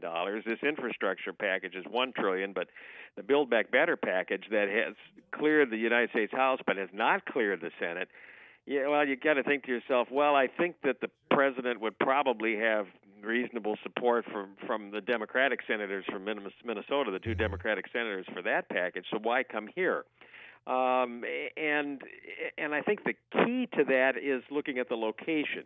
He's going to be going to Rosemount, which is a southeastern suburb of St. Paul. And it happens to be in the 2nd Congressional District, where the incumbent, Democrat Angie Craig, is, at least a lot of analysts are saying, facing a pretty significant challenge. It would be a rematch, presumably with Republican Tyler Kistner, assuming that he gets the party endorsement. It's kind of looking like that would happen. So that's a rematch of 2 years ago, and it was a tight election. So folks are saying, well, he's probably there to kind of early on try to give some impetus to Angie Craig's reelection campaign. Another thing that some folks suggested is that Governor Tim Walz could have been in the position of having a tough row to hoe as far as for his bid for reelection, kind of an early in the race boost for him as well, particularly when when COVID has spiked and now we have another variant coming into the mix. So that could have something to do with it as well. Some analysts have also suggested one possibility might be that, well, Minnesota was the state where the 35W bridge collapsed, and it collapsed during a Republican administration and a Republican president. So, all of those are kind of theories out there. I think the Kistner and Angie Craig rematch is probably the one that folks are going to buy into if there's one particular reason. Sure. But it's usually multiple things, obviously, for a visit like this. Bill, I got to jump in here. We have a road situation going on here in Fargo as well. Sure. We have an accident that's backing up traffic, and we just took a caller off air. Eric Johnson did, and my producer. So I-29 southbound backed up from 94, so the trial level, all the way to 19th Avenue. That's 19th Avenue North. So, yeah, traffic's backed up, 3 lanes closed by 13th Avenue. I do know that first responders have been there. I've seen photos from those that are listening that have texted in that you got the fire and you've got the sheriffs on location. But if you can, by all means, avoid I-29 south because you're going to have a bad time. 94, the trial level, all the way to 19th Avenue North, backed up. So thanks for letting me jump in there, Bill. You got to get that information out. That sounds like a serious situation. That's a major thoroughfare, too. That is, yeah. And, to have people texting both my personal phone and then ultimately in our text club, traffic's backed up, find alternate routes out there, and I do hope everyone is safe out there. can avoid the location if you possibly can, right? I think it'd be a good word for folks. Yeah. The federal dollars that are coming into Minnesota, and of course you mentioned Rosemount, one it being the district with Angie Craig, but also you've got the university there, or the college that's going to have the pipeline of those workers to actually do the job that the bill is intended. So I think that also, but I mean, you can't ignore. Right. That's right. Every presidential election over the last few years have looked at Minnesota. Is this going to be the time? I know we're a long ways out, but you understand how these elections work that way as well. And so I'm sure that factors in, but we'll be following along with that as well. I think, there's 2 congressional districts. We have 8 of them in Minnesota, and there's 2 that I think are really potentially kind of, I don't want to say up for grabs, but they're going to be focus races. One of them being the 2nd congressional district, the one we're talking about, where the president will be visiting tomorrow. And the other is the 1st congressional district in southern Minnesota. There's kind of a question there. The Republican Jim Hagedorn, has some serious health problems. There's a question of what is his intent, what happens if he decides not to run for re-election. Does that toss the race one way or the other, or does it at least make it more questionable? So those 2 are the ones that we're watching for 2022. Very good. Bill, I'm going to switch gears with you here. Yes. We started off with the same old song and dance, and I think I can say that for talking special session again in Minnesota. Got that right. Same old song and dance. Are we going to get this thing rolling? It sounds like maybe last I'd heard last week, I think maybe Tuesday. You know what? We'll stop threatening the jobs of some of these cabinet members. We got to get this money out. Is that still the way it is? Yeah, I thought that was going to be the case. There were some signals that were being sent because the Republicans in the Senate were talking to the state health commissioner, Jan Malcolm, whom some of them have threatened to oust if the governor calls a special session, along with presumably that there would be passage of the benefits for for frontline workers, the COVID bonus benefits, but those discussions didn't really go anywhere between Senate Republicans and Malcolm. The latest statement from the Majority Leader, Jeremy Miller, the Republican Senate Majority Leader, is he said, "I appreciate the opportunity to meet with Commissioner Malcolm. Conversation was productive, and it's my hope this will be a starting point for improved collaboration with the governor and his administration." Well, that's a pretty neutral statement, yes, and the information we have is that there really hasn't been much past those conversations. And what they're running up against, Tyler, of course, is that if they don't do it pretty soon, then we're into the holidays, and then right after the holidays, you're coming out of that, and the legislature goes back into regular session at the end of January. So would you call everybody back and spend the money for that and all the logistical organization, the logistical nightmare of that, rather than just say, well, what happens will happen in the regular session? And so it's difficult to say. It's up and down. It's not really looking good. A week or so ago, I would have said, yeah, maybe it's going to happen. There are some signals being sent by key players, but I don't know now. Yeah, that the way of which you described that. Hey, I had a great conversation with Ms. Malcolm. Yeah, that was pretty politician-y, if that's a word. Sure, we had a great conversation, and look forward to working with the administration. Not her. I didn't hear her name, so maybe I'm reading into the tea leaves a little much. Well, no, I think that's a pretty neutral statement that the majority leader made. You would think that if things were moving one direction or the other, that there would, if they were moving one direction or the other, that you'd see something either maybe making a negative comment about the whole situation or making a positive comment. But then again, this could be a situation where the players are holding the cards close to the vest, right? And they're going to be neutral, and maybe there are things going on. But I'm not seeing it right now. Now watch tomorrow be the big announcement. Well, right? Then you just pick up when we call you tomorrow. How's that sound? Yeah, there you go. Bill, I'm going to let you go. I appreciate your time as always. You take care, all right? Yeah, you too. Okay, Tyler. You bet. Bill Werner, Capitol correspondent. The reason that that special session I do hope happens, got a lot of frontline workers listening to me right now in Minnesota. Those caretakers that were out there during the front line of this pandemic, helping those in nursing homes, helping those that came into the regional hospitals, helping move product, helping stock shelves. You know what? There's money waiting for you because of the work that we all relied on. So I hope that they can get some agreement to get you the dollars out of St. Paul, out of Washington, into your pockets.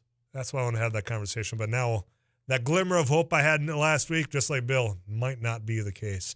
I want to get this out before I get you a weather update again. If you're just tuning in, I-29 backed up southbound. I mean, it's backed up from the tri-level all the way to 19th Avenue North, according to our road warriors. 3 lanes closed by 13th Avenue. So avoid the area at all possible costs. When it clears up, I'm going to trust you as road warriors to let me know inside the Kfgo studio. We'll get you a weather update from Toothall Tom Szymanski. We'll wrap up the second hour of Afternoons Live next.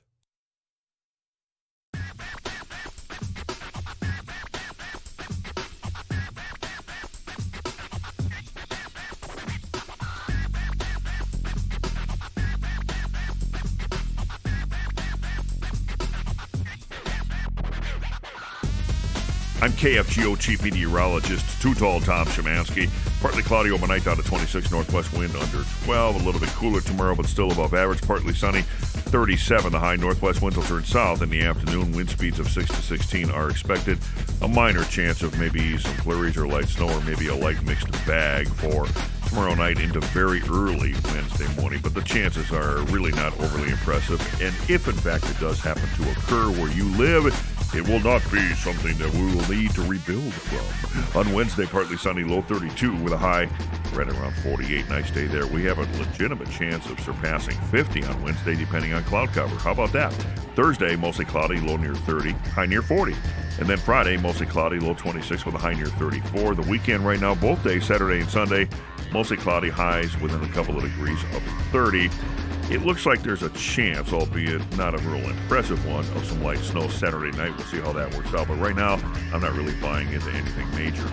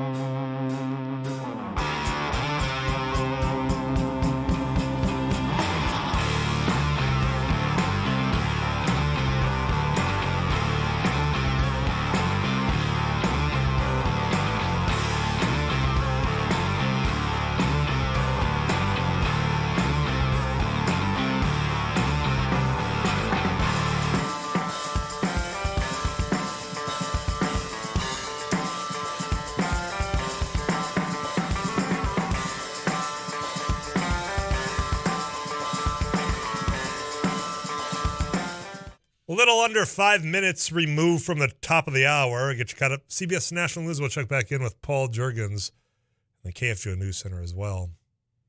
We'll talk South Dakota. We'll talk sports in the 4 o'clock hour. Tyler, I voted for Biden. I won't again. He seems asleep at the wheel already. There's got to be a better candidate somewhere comes in. You know, I mean, yeah, I'm sure that the visit tomorrow at Rosemont, and I do believe he is going to the Twin Cities as well. Yeah, but it's to help push the infrastructure. Telling you, hey, here's what we got done for you. And I have no doubt he'll come out and say, look, the previous administration couldn't get it done. I got it done. I don't know if that's going to be enough to convince a voter like this of saying, yep, I'll give him another go. I don't know. I mean, it's a lot can change between now and 2024. A lot can change from now to 2022. in the next election. And it's just my observation. There's obviously the back and forth of the Democratic Party because they seem like they are rudderless. They seem as though at least communicating to the general public of the good they can do is lost in the mix. I don't know if he runs again. I really don't. I know that the White House, Jen Psaki said his intentions are to run again. Well, again, just as we're hearing from Bill and the politicking of it, the massaging of how you word things, his intentions as of now are to. I don't know that by this time in 2024 he's going to be wanting to run again. Now, granted, the election would have been behind us if this were 2024. But if you're a Democrat, then where do you go? Who's next? Like, if it's Kamala Harris as your candidate, you're not going to win and maintain the White House. I don't see how you could. But so then where do you go? Who's been that next rising star? Is it Pete Buttigieg? Because you know what's happening right now? He's the transportation guy. All those ribbon cuttings across the country, he's going there and he's got the biggest pair of scissors and he's cutting those ribbons, shaking hands, getting known by the general public. We'll continue the conversation after this quick CBS National break. More messages coming in. Tyler, to correct the previous text, traffic I-29 is backed up to Hope Avenue North. That's coming in via text right now. Coming back to you right after this.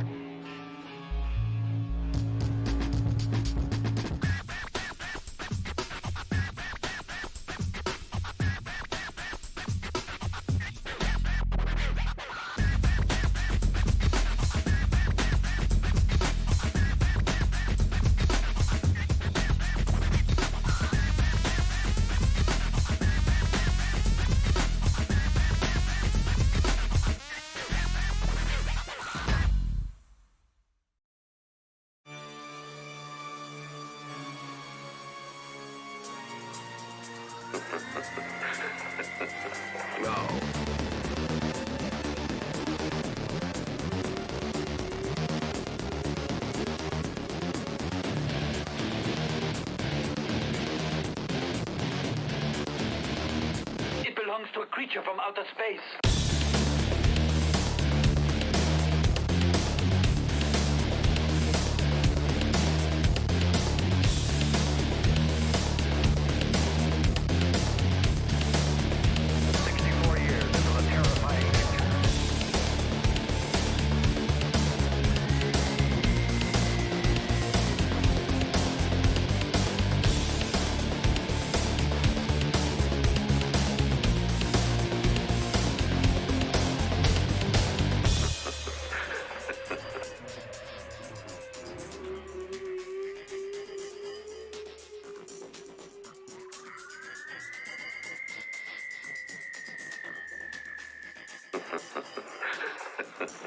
No.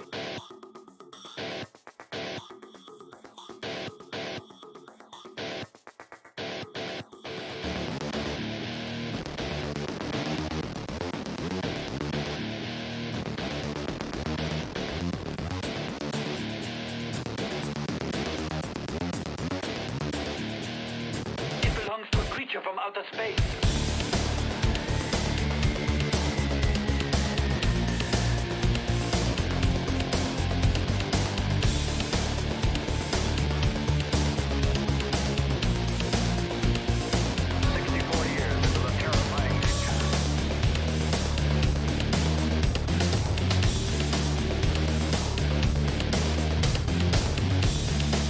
Okay, I got to get a correction because if you put it in the teleprompter, I'm going to read it.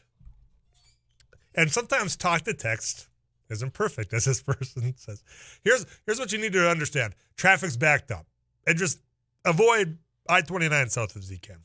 But this person was saying it's 12th Avenue, not Hope Avenue. And I said that, I'm like, where in the world is Hope Avenue? I've never heard of such a thing. That was my immediate response, too. Unless you're in Bismarck, where they don't number things.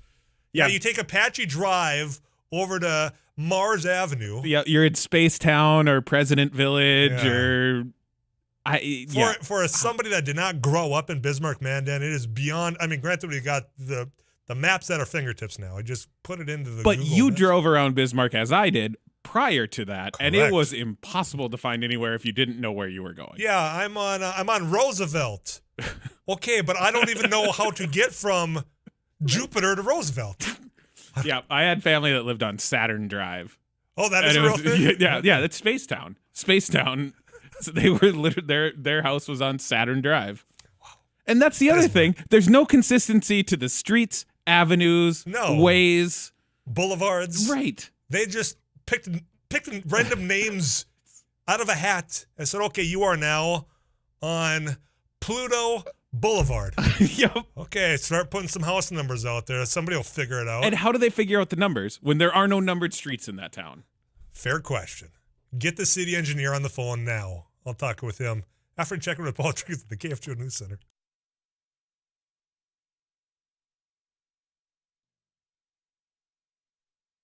Fargo-Moorhead, 41 degrees. And again, southbound traffic on a long stretch of I-29 in Fargo is backed up this after a crash south of 13th Avenue. The State Patrol, Cass County deputies, Fargo Fire, and Sanford Ambulance responded to the scene. KFGO Road Warrior reports indicate the traffic has been backed up as far as 12th Avenue, perhaps 19th Avenue North. No information on how many vehicles were involved and whether there were any injuries, but again, traffic is slowed, if not stopped there. After a collision, it would be between 13th Avenue and the Tri-Level southbound. A student was found with a gun this morning at Lincoln Elementary School in South Fargo. School administrators say the gun was loaded. The student told classmates that they had a gun. A teacher found the gun, which was seized and secured. The school was placed in a brief lockdown. The student did not make any threats. The student's parents were contacted, and the student was suspended pending further investigation by the school district and police. The number of people in North Dakota who have died in November after contracting the coronavirus is a sharp contrast to the same month last year. The Department of Health says 85 people have died so far this month as a result of COVID-19, compared to 500 people who died of the virus and complications in November of last year. 1,877 people have died of COVID-19 related complications so far in North Dakota. Even with the troubles resulting from COVID, the Fargo-Moorhead Home Builders Association says this year's turned out to be a good year. Kim Hochhalter, president of the association, says favorable interest rates helped offset some of the concerns.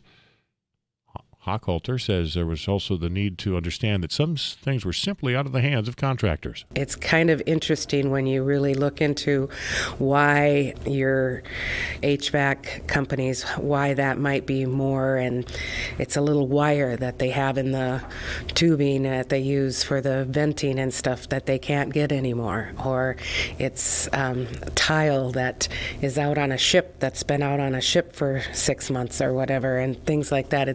It's just very, it's just been a very interesting year and learning lots about how we get our supplies from A to Z. Hochhalter says 1,029 housing construction permits were issued to builders this year in the Fargo-Moorhead, West Fargo area. That marks an increase of 109 when compared to 2020. Fargo-Moorhead partly cloudy, then overnight 26 for our anticipated low. Tomorrow will be near 37, partly sunny. 48 Wednesday, partly sunny. And more clouds for Thursday, mostly cloudy and 40. 41, Paul Jurgens, News Radio, KFGO.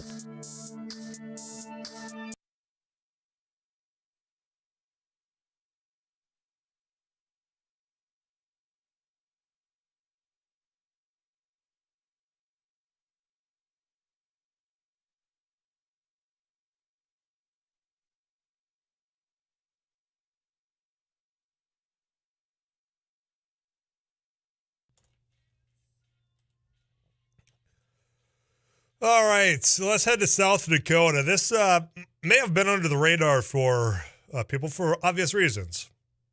Supreme Court rules on a Wednesday, and guess what? Thursday, Thanksgiving. Then you had Black Friday. Then you had the weekend, and then, you know what? Now it's Monday. So it's kind of just fizzled out. In fact, when I was talking about it earlier today on News and Views, when I stopped in just for a couple of moments, Derek Hansen filling in. We talked about this, and people had no idea. So let me give you the landscape and then get your reaction. You have the voters approved a measure that legalized recreational marijuana in South Dakota, amongst other things. That's the key part when it comes to the Supreme Court. It says, amongst other things. My wording, not theirs. But on Wednesday, the Supreme Court in South Dakota upheld a lower court's ruling that nullified a voter-pass amendment. Saying, okay, well, yep, you guys passed this, but not on my watch. And this whole case was instigated by Governor Kristi Noem. She can try to keep her hands clean of it now after people are upset, but this is all on Governor Kristi Noem because she initiated the fight to strike down the amendment. And the governor and Kristi Noem opposed the marijuana measure and saying it was about the social ill of pot. And her administration's arguments in court were centered not on that. They were centered on the technical side that's saying this is violating another part of the Supreme Court in South Dakota that was approved by voters, saying that you have to have, if you're doing an amendment, it's got to be clear that it's on one topic. Just one topic is what it deals with. Well, it did in, I think, a lot of people's opinion because it was all about legalizing pot. Marijuana, whatever you want to call it, I don't care. You know exactly what I'm talking about. But Governor Noem used the Highway Patrol. 54% of voters approved the constitutional amendment last year. 54%. Highway Patrol superintendent sued on behalf of Governor Noem. So you've got that situation, and now the court saying, it did violate the Constitution because it did not adhere to just a single change. It had recreational, it had medical, it had all these other little things, all centered around pot, mind you, and marijuana. And the way of which they're wording this makes it seem like that they don't have faith in, South Dakota voters, that you didn't know what you're doing, even though 54% of you approved of the constitutional amendment. Now, Noem's praising the decision. She is noting that, some of this stuff we're still working on. The voter pass legalization, there's some of that when it comes to the medical side. We're still working on that. Trying to have it both ways right now. When really she just kind of poked her thumb in your eye, in my opinion. And the court sided with her. So I have no doubt this is going to come up again probably in 2022. When you get 54% of the vote saying, yep, we want this. We're self-governing. This is what we'd like to have down here in South Dakota. then have the governor use the highway patrol to file a lawsuit to overturn the whole thing. Doesn't that upset you a little bit? I know it would make me mad. There is a back and forth. Not only in South Dakota, you can see it play out in North Dakota. Whenever there's initiated measures involved, those that are in elected office really don't like it. You know, they want to say, well, you elected me to make these decisions. Unfortunately, they don't always make the decisions you want, and sometimes it doesn't really matter. You still reelect because you vote based on the letter behind their name instead of what they do for you.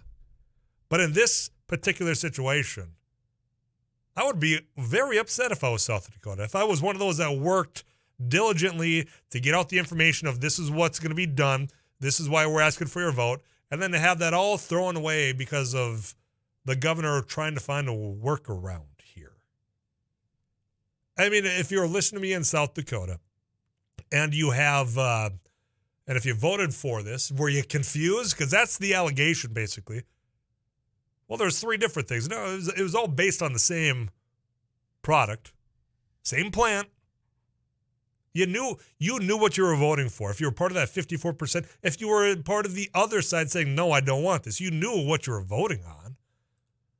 But to have this workaround to try to diminish, I think, the initiated measures, whether South Dakota, North Dakota, Minnesota, Montana, wherever you got to select it, there is that effort to try to say, you know what, you get the vote for me, and that should probably be about the end of it. Then I'll take it from here. You just go ahead back to work. Go back to tending whatever it is you do when you're not at the ballot box. I got it from here. And I don't think that's the right way to be approaching this. So if you are a backer in South Dakota for this particular measure, I would be gearing up. I would be looking at the calendar right now saying, all right, how do we organize? And I would be using the fact that Governor Nome is the one that instigated this lawsuit to throw out your vote. 237-5948. That's the Laney studio line. You can text me at 35270. Tyler, I was born and raised in South Dakota. Okay, I see that there's something I can't read on air, so that's why I paused. No, it makes me so angry. She claims all over the country she fights for her citizens' rights until she doesn't like how they voted in marijuana. I mean, yeah. She didn't like that. Remember, she was fighting hemp. Again, I don't know. She doesn't think very highly of you, apparently. Well, this might confuse people. Hemp. Growing hemp for a variety of others. She didn't think you had enough wits about you. That you didn't really know the difference between marijuana and hemp. I mean, if you're going to have that approach, then I don't know how, as a voter, if you're looking so far down from you or upon you, then why would you vote for? Some questions coming in about the interstate. Tyler, what's going on in the interstate? Traffic is backed up, going southbound quite a ways through Fargo. Yes, if you're just tuning in, accident on I-29 southbound traffic. We've had reports from 12th Avenue, 19th Avenue. As you heard Jurgi, this is why he's the head honcho here. A long stretch is how we can categorize. A long stretch of I-29 is backed up traffic because there was an accident out there. And I know that first responders, they've been on scene, if they're still there, they've been on scene for a very long time. We were getting these reports quite some time ago. But if you can avoid I-29 southbound, please do so. Find another route to get where you're going because it's been backed up for quite some time. We don't have any word on the number of vehicles involved or any injuries related. We're hoping that there are very few, if any. But once we get that word, our news team will get it out to you. I'm going to take a quick pause here, reset. I got some more messages coming in about this ballot. Who approves the wording on what goes on the ballot in South Dakota? I assume, and this could be a stretch for me making this assumption, in North Dakota, the Attorney General, or not the Attorney General, pardon me, there we go, the Secretary of State. I've got to assume that in South Dakota, it's got to be a similar process. But I can tell you, I know some of the attorneys that were combating Governor Nome's attempt to overturn your vote.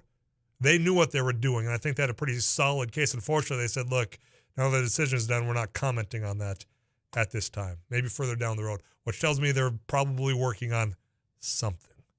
But I'll try to find an answer for you. But I think you raised a fair question. This language got approved by somebody to be on the ballot.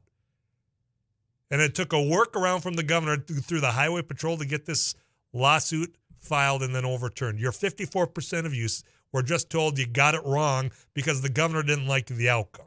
We'll continue the conversation. Then we'll talk sports with Derek Hansen. Stay with us. You get locked into KFGO Fargo.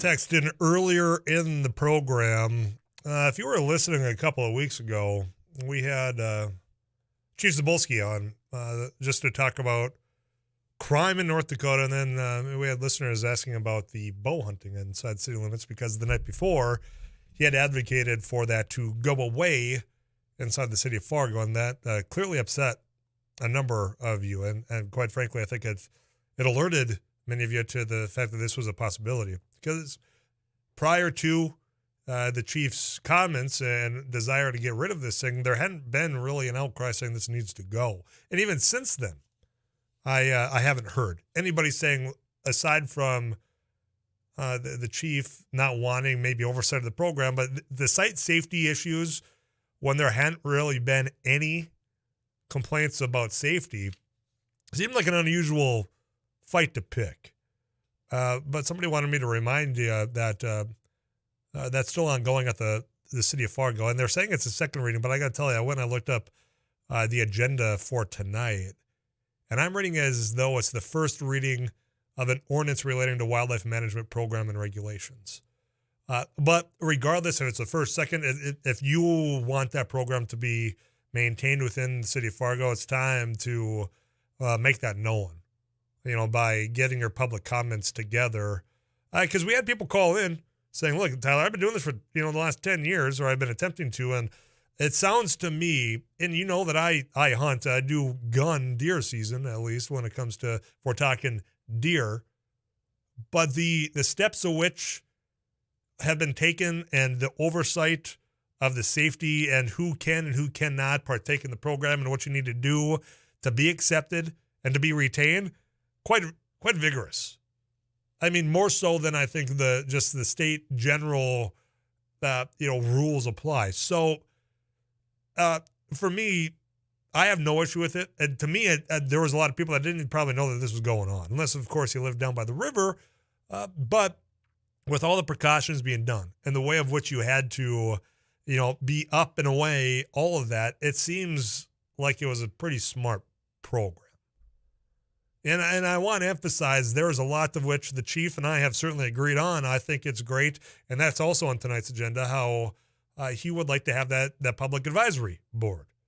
Yeah, to have, I think, that commentary from the public when it comes to the way law enforcement is being handled. So I applaud him on a variety of things. This one I don't quite understand. And for those that want to maintain this, now's the time. And like I said, the way I read it, the first reading is tonight. But either way, this thing moves rather rapidly. So consider, if you will, if you want to be a part of it, provide your commentary, provide your comments to the city commission. Because I don't know where the votes lie right now. I know that Commissioner Gehrig, who you heard on the KFGO News, says, look, there's no safety issues with this, so why would we do away? So I know that they've got one, at least as of now. I don't know where anyone else sits right now on that. The whole thing in South Dakota, then we'll switch gears. We'll wrap up on Monday talking sports, which is not going to be an enjoyable conversation. It's not going to be one in which you're going to say, boy, it was a great weekend in sports, unless you're a Packers fan or a Twins fan. And I don't know that necessarily everybody's on the same page there, because you got Byron Buxton signing a $100 million deal. I think it was the right move for Minnesota. I do, because if he's healthy, and I know that's a big if, and that's where a lot of you are hung up. If he's healthy, he's on that field, he is a game changer. I mean, the way in which he started off the season early on, you're talking, he's the most valuable player in the entire league. He stays healthy. You want him on your team. You don't want to be competing against him. So I think it was the right move. So there, if you're a Packers fan or you're a Twins fan, other than that, it's pretty much all downhill here for the final half hour. I think the Gopher football fans were pretty happy coming out of the weekend. You finally got one. The axe is back in Minnesota. Stormed the field. I don't know which fan base was more excited, around. Michigan or Minnesota. I think you got to go Michigan. Okay, so if you're a Michigan fan, okay, let's find the optimism in the weekend that was in sports. If you are not an Ohio State individual, you despise Ohio State. There's not a lot of middle ground with Ohio State. I don't really care about Ohio State. They're just kind of there. No, if you do not cheer for Ohio, you want them to lose all the time. I was happy to see Ohio lose, in particular to Michigan. Destroyed. Too. And you could not have painted that rivalry game better, because you got the cold weather, you got snow. There's something about watching football in snow. And you got the enthusiasm of the crowd. Is it Jim or John Harbaugh? I don't remember which Harbaugh it is. Harbaugh. Yeah, he's a Harbaugh. One of the two. Finally, got that monkey out the back. He finally beats Ohio State. Finally. Got some commentary coming in when it comes to Tyler. I'm not sure what the first part is. Make a knee-jerk response about arms and city limits completely uninformed. I'm not. Commissioner Strand? Oh, that's perhaps? what it is. Yes, thank you. How can I now read into this? Made a knee-jerk response about arms in I'm thinking firearms in a city that was completely uninformed. He should be called out. Yeah, because this isn't. You're not bringing, your 243 or your 30-aught up into the tree stand to shoot a deer in town. It's a bow hunting, and the way of which you've got to track your arrows. And certainly you can't find them all, but then you acknowledge and you say, look, this is where it was. This is where the program seems to be very well thought out, very well maintained. I don't know where it goes, but you had to make the comment about firearms and city limits. Didn't have anything to do with this conversation. More comments about the Twins coming in. We're talking sports the whole rest of the way. Stay with us on KFGO.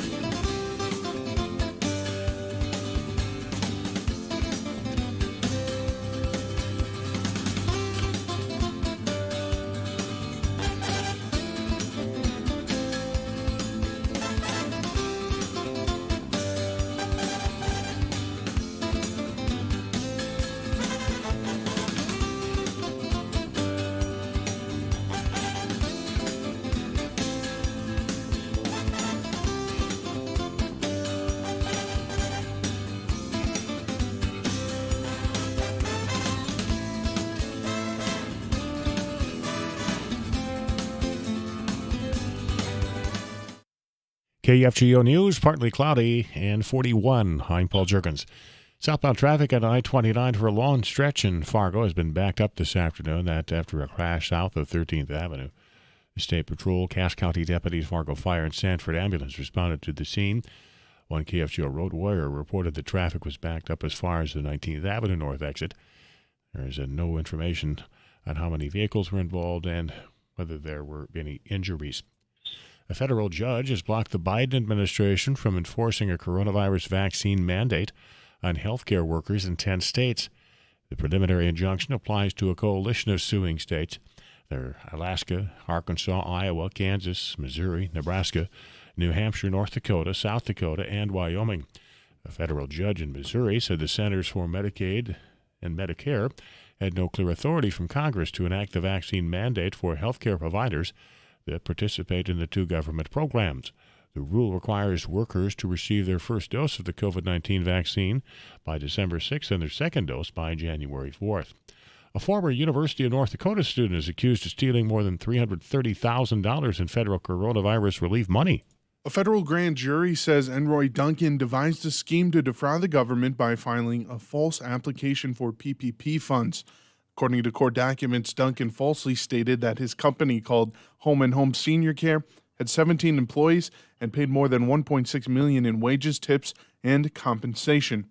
The indictment says Duncan's Grand Forks apartment was listed as the company's address, but no records of the business could be found at the North Dakota Secretary of State's office or job service. Duncan is charged with wire fraud. Prosecutors say nearly $340,000 was deposited into his bank account in Fargo. He now lives in Florida. KFGO's Madison Quinn, 41. This is KFGO News.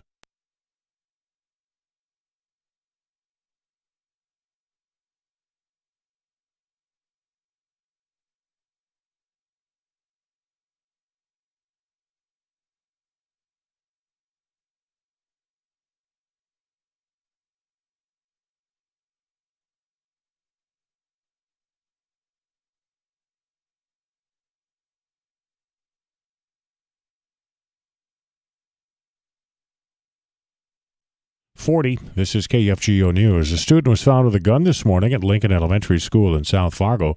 School administrators say the gun was loaded. They say the student told classmates that they had a gun. A teacher found the gun, which was seized and secured. The school was placed in a brief lockdown. The student did not make any threats. The parents were contacted, and the student was suspended pending further investigation.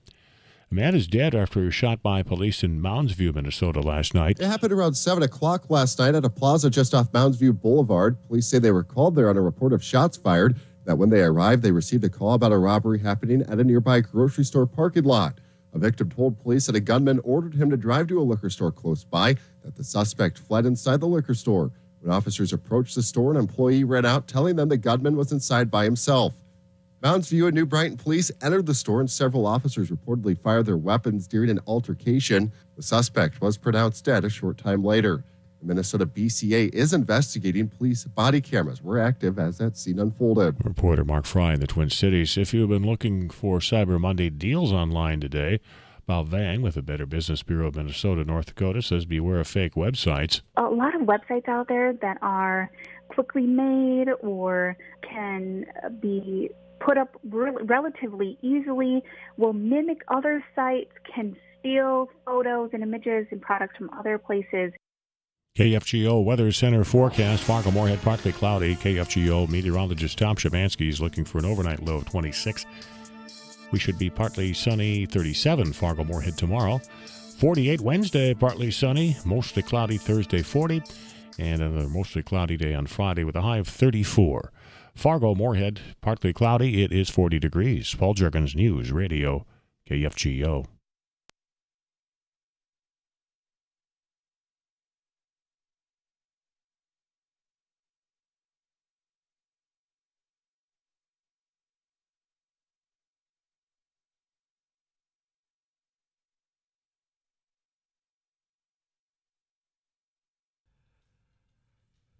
Oh, what do you say? We recap the weekend in sports. Derek Hansen, host of Couch Potato Radio, and of course the Drive Time News Hour coming up here at 5 o'clock. We'll break down somebody's Tyler, $100 million guaranteed. He'll be worthless for the next 7 years.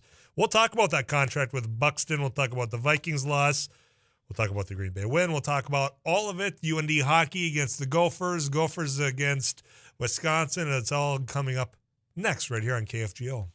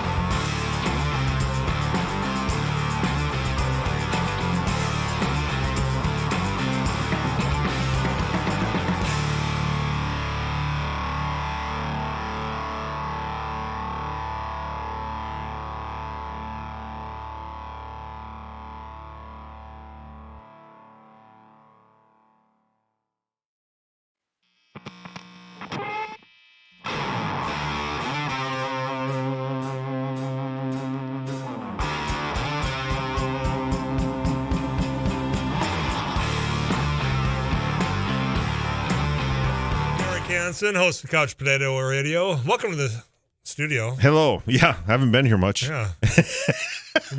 Been a while. See you again in the morning. We had a little chat. We talked sports this morning. Yes. Chatfield. And I will tomorrow again as Jack Mike goes on the road with the UND women at Siena. He's hanging out in New York. In Siena, near Albany. So, good for him. Yeah, Siena is one of those schools that you fill out in your NCAA tournament. You remember filling them out every once in a while. They make the tournament once in a while, the automatic qualifier from the MAAC. I've been doing brackets for many years, so they appeaared every once in a while. Kind of just Hofstra once in a while, or just Bucknell. Good for them. They made it. Yes. Okay, so you're doing sports. Well, how about we do sports right now? And I don't even know where to begin because you got. I know. Let's start with the good, in my opinion, the good with Byron Buxton. They finally found the agreement. They've been kind of evasive for a little bit during the season. He didn't know if this was going to come.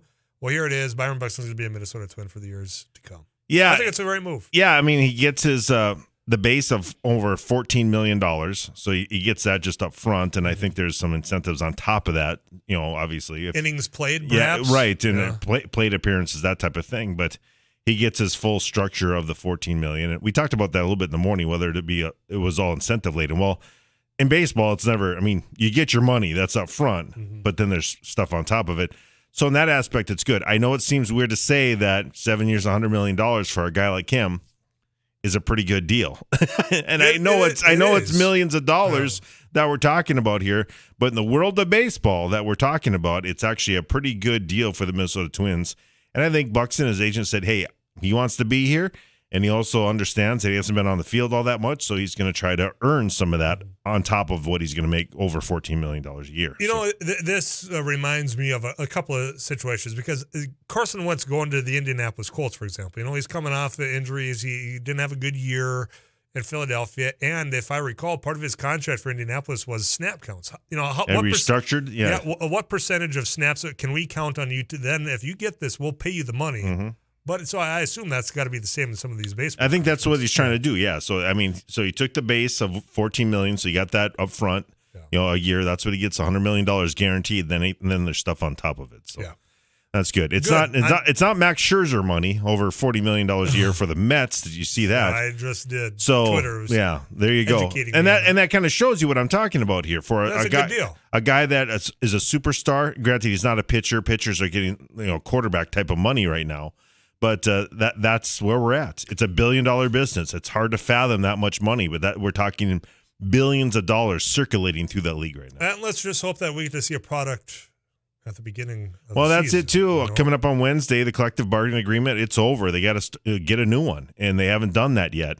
And we saw the maddening negotiations almost start during the pandemic in 2020 when they used COVID as a way yes, to it was just ridiculous. So it shows you how much these two sides don't trust each other. The union doesn't trust the owners and vice versa. So here we go. And I think for us here, it's just a rite of passage. You know that spring's coming when you start hearing these spring training games on KFGO. And if we don't have that, that's going to be disappointing for a lot of people. To shorten the season, to back up the season, to not start the season on time, which is really, you know, one of the greatest things about baseball is you know that spring is here when baseball comes around. If they don't do it, that's going to be sad and quite maddening. It's a shame. If they do anything, they should work on the old collective bargaining agreement until they get a new one. If they're smart. I just don't think they're that smart.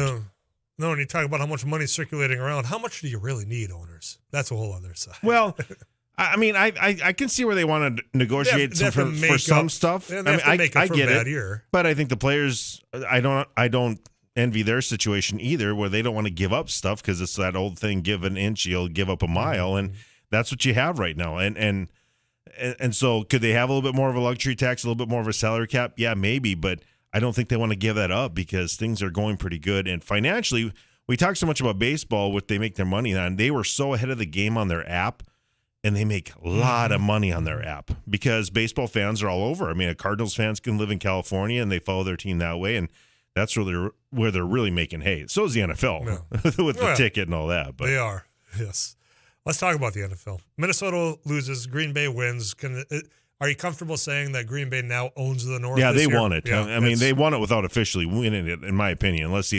I just don't see them having a huge collapse either. I think they got the Lions coming up here. So, yeah, I congratulate Tom Szymanski this morning because just everything that went right the week before went wrong yesterday for the Minnesota Vikings. You lose on the road to the 49ers and the Rams. Just they're struggling. I mean, Matthew Stafford and Kirk Cousins are very similar. They put up sometimes pinball type of numbers, but they just don't win enough, if that makes any sense. I mean, that's the most important stat. That is pretty important as far as your legacy in the NFL. Both very good quarterbacks, they're just not in that upper echelon of great because of that. Yeah, and by all indications, earlier in the season, it looked like the thing that had been missing for Stafford was a team around him. Mm-hmm. And he's got talent, yet still it seems as though it's kind of slipping back into... Well, it comes down to turnovers. I always say that after the final score, the most important stat is turnovers, usually. I mean, very rarely is it not.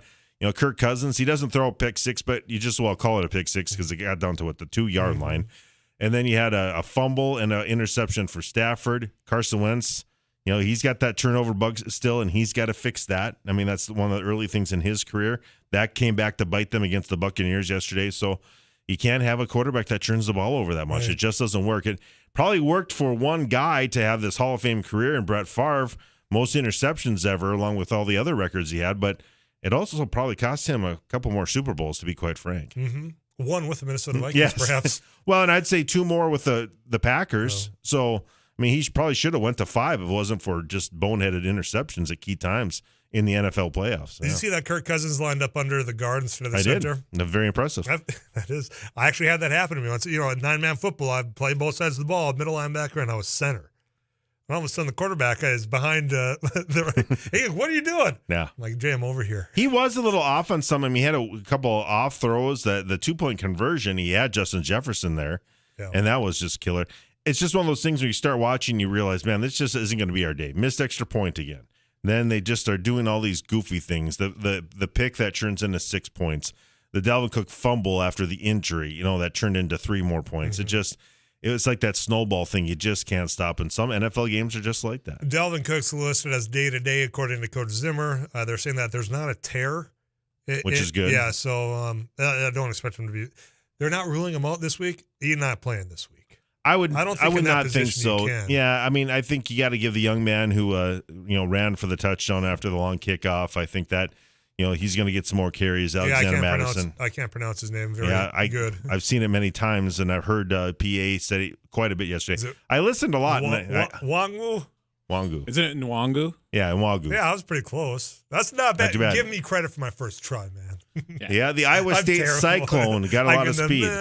Close. And you very speedy. You don't see very many kick returns for touchdowns anymore, and he has 2 this year, so that's pretty impressive. And you can see he was handed the ball off, and he can really get it to the edge, and hopefully he can do that a little bit more. You get him in open field. Ain't nobody catching him. I want to get this message out too. Tyler, not all Minnesota sports fans were disappointed over the weekend. We forgot about the Gophers, by the way. Yes. Not the hockey Gophers. We'll get we to have that a lot after more the to break. cover. Oh, yeah. The Minnesota Wild beat Winnipeg on Friday and beat Tampa Bay on Sunday. The Yes. Wild are in first place in their division. Thanks for getting that out there. Let's talk hockey when we come back. You had UND hosting Minnesota. One of our guys in this room was at that Friday night game that didn't go our way. We can talk about that and so much more coming up. But first is weather update from Too Tall Tom Szymanski. We'll wrap up Afternoons Live Monday edition next.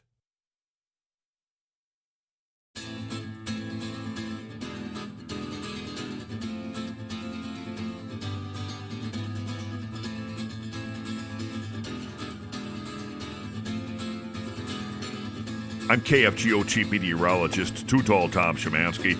Partly cloudy overnight, down to 26 northwest wind, under 12. A little bit cooler tomorrow, but still above average. Partly sunny, 37. The high northwest winds will turn south in the afternoon. Wind speeds of 6 to 16 are expected.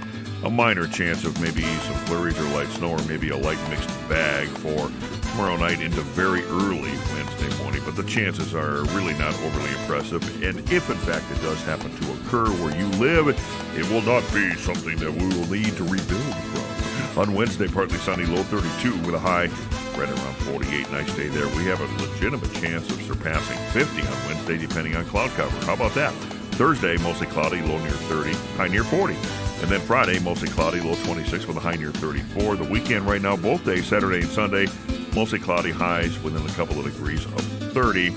It looks like there's a chance, albeit not a real impressive one, of some light snow Saturday night. We'll see how that works out. But right now, I'm not really buying into anything major.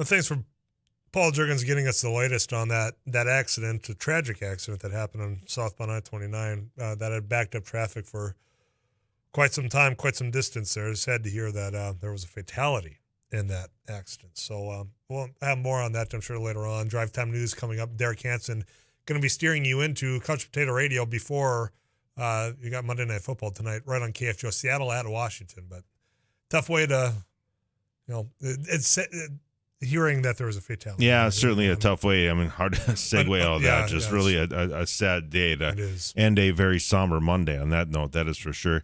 Yeah, maybe not the biggest Monday Night Football game we've had, but I like watching the Tyler Heineke play it against Russell Wilson, who's always entertaining. So really, you look at Washington; they're not out of it if they can get a run here going. If they can, and another team collapses. Yeah, you look at. I'm going to predict right now that there's going to be a losing record on the NFC side of the playoffs. That makes the playoffs. Yeah, it could. I mean, it could be. It just depends upon how it all plays out. But yeah, there's no question that could happen. That's for sure. Yeah. I want to ask you, what's it going to take at any time? I thought about this when I saw Michigan storm the field, and Minnesota storm the field. And for people to forget, I'm old enough to remember in the 80s with Bo and into Gary Moeller and Lloyd Carr, where Michigan owned that series against Ohio State. Uh-huh. And so think that they stormed the field because they beat Ohio State. The house was rocking. Yeah. And Minnesota, I think, not as surprising they did because it was kind of an emotional thing, getting first time they beat Wisconsin in almost 20 years in Minnesota. Get that Paul Bunyan axe in back. Minnesota, yeah. So they get that back. And I think, but yeah, it was kind of weird to think that that's where Michigan is at now, where they're storming the field. Only for Ohio State. Used to be, only for Ohio State. Yeah, but it used to be just we beat them again back in the 80s and 90s. But so. that game had it all. I mean, there was fights. There was fights in the locker rooms. There was fights on the field. I mean, these two teams. We talk about rivalries. They dislike each other. Yeah, for sure. Well, a lot of those kids. I mean, you go back to the, Ohio's so rich in football, and obviously Michigan's got some good football players, and they. The recruiting wars with Bo and Woody Hayes, it was just legendary, and so yeah, it's something else. And boy, Michigan, they didn't. Yeah, I always talk about having a balanced offense. They didn't need a balanced offense. They just ran it down their throat. Holy cow! That kid, that was a true freshman, right? That running back from Michigan. Amazing. Yeah, he's going to be one to want to be watching in the years to come. There's no doubt about that. UND lost. UND hockey, that is, lost Friday to the Minnesota Gophers. Looked flat. They looked off. Eric Johnson was up at that game. Yeah, and I think they were still feeling the effects of a few of their top-end players being sick last week, Sanderson being the key one.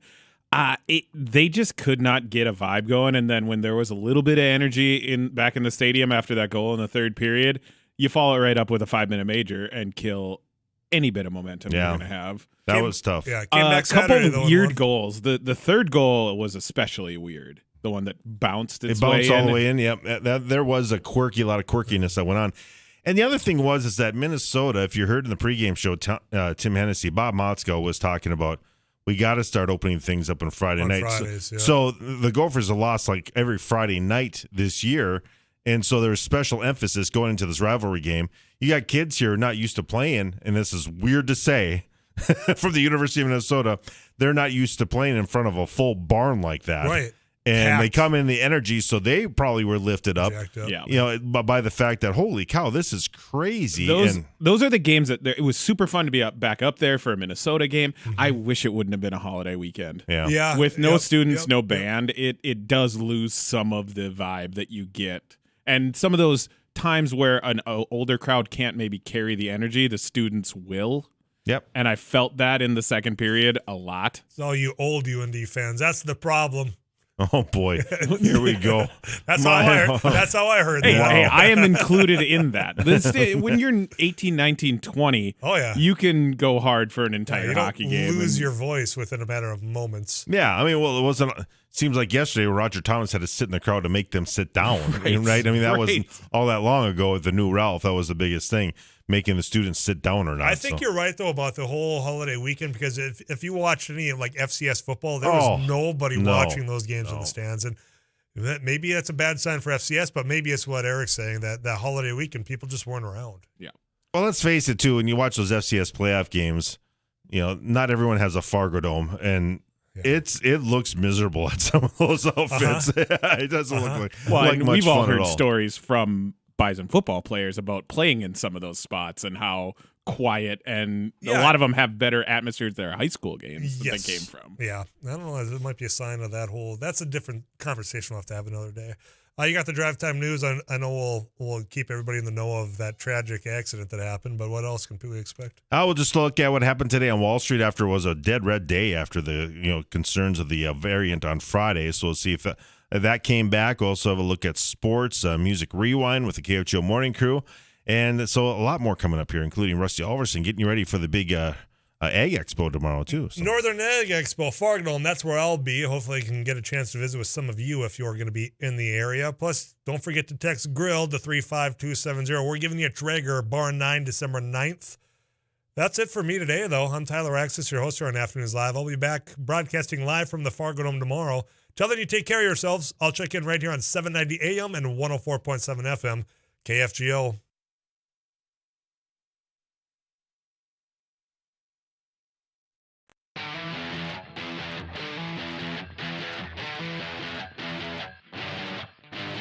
Get amongst it, get on out there, get on it, get amongst it, get on it now. Get amongst it, get on out there, get on it, get amongst it.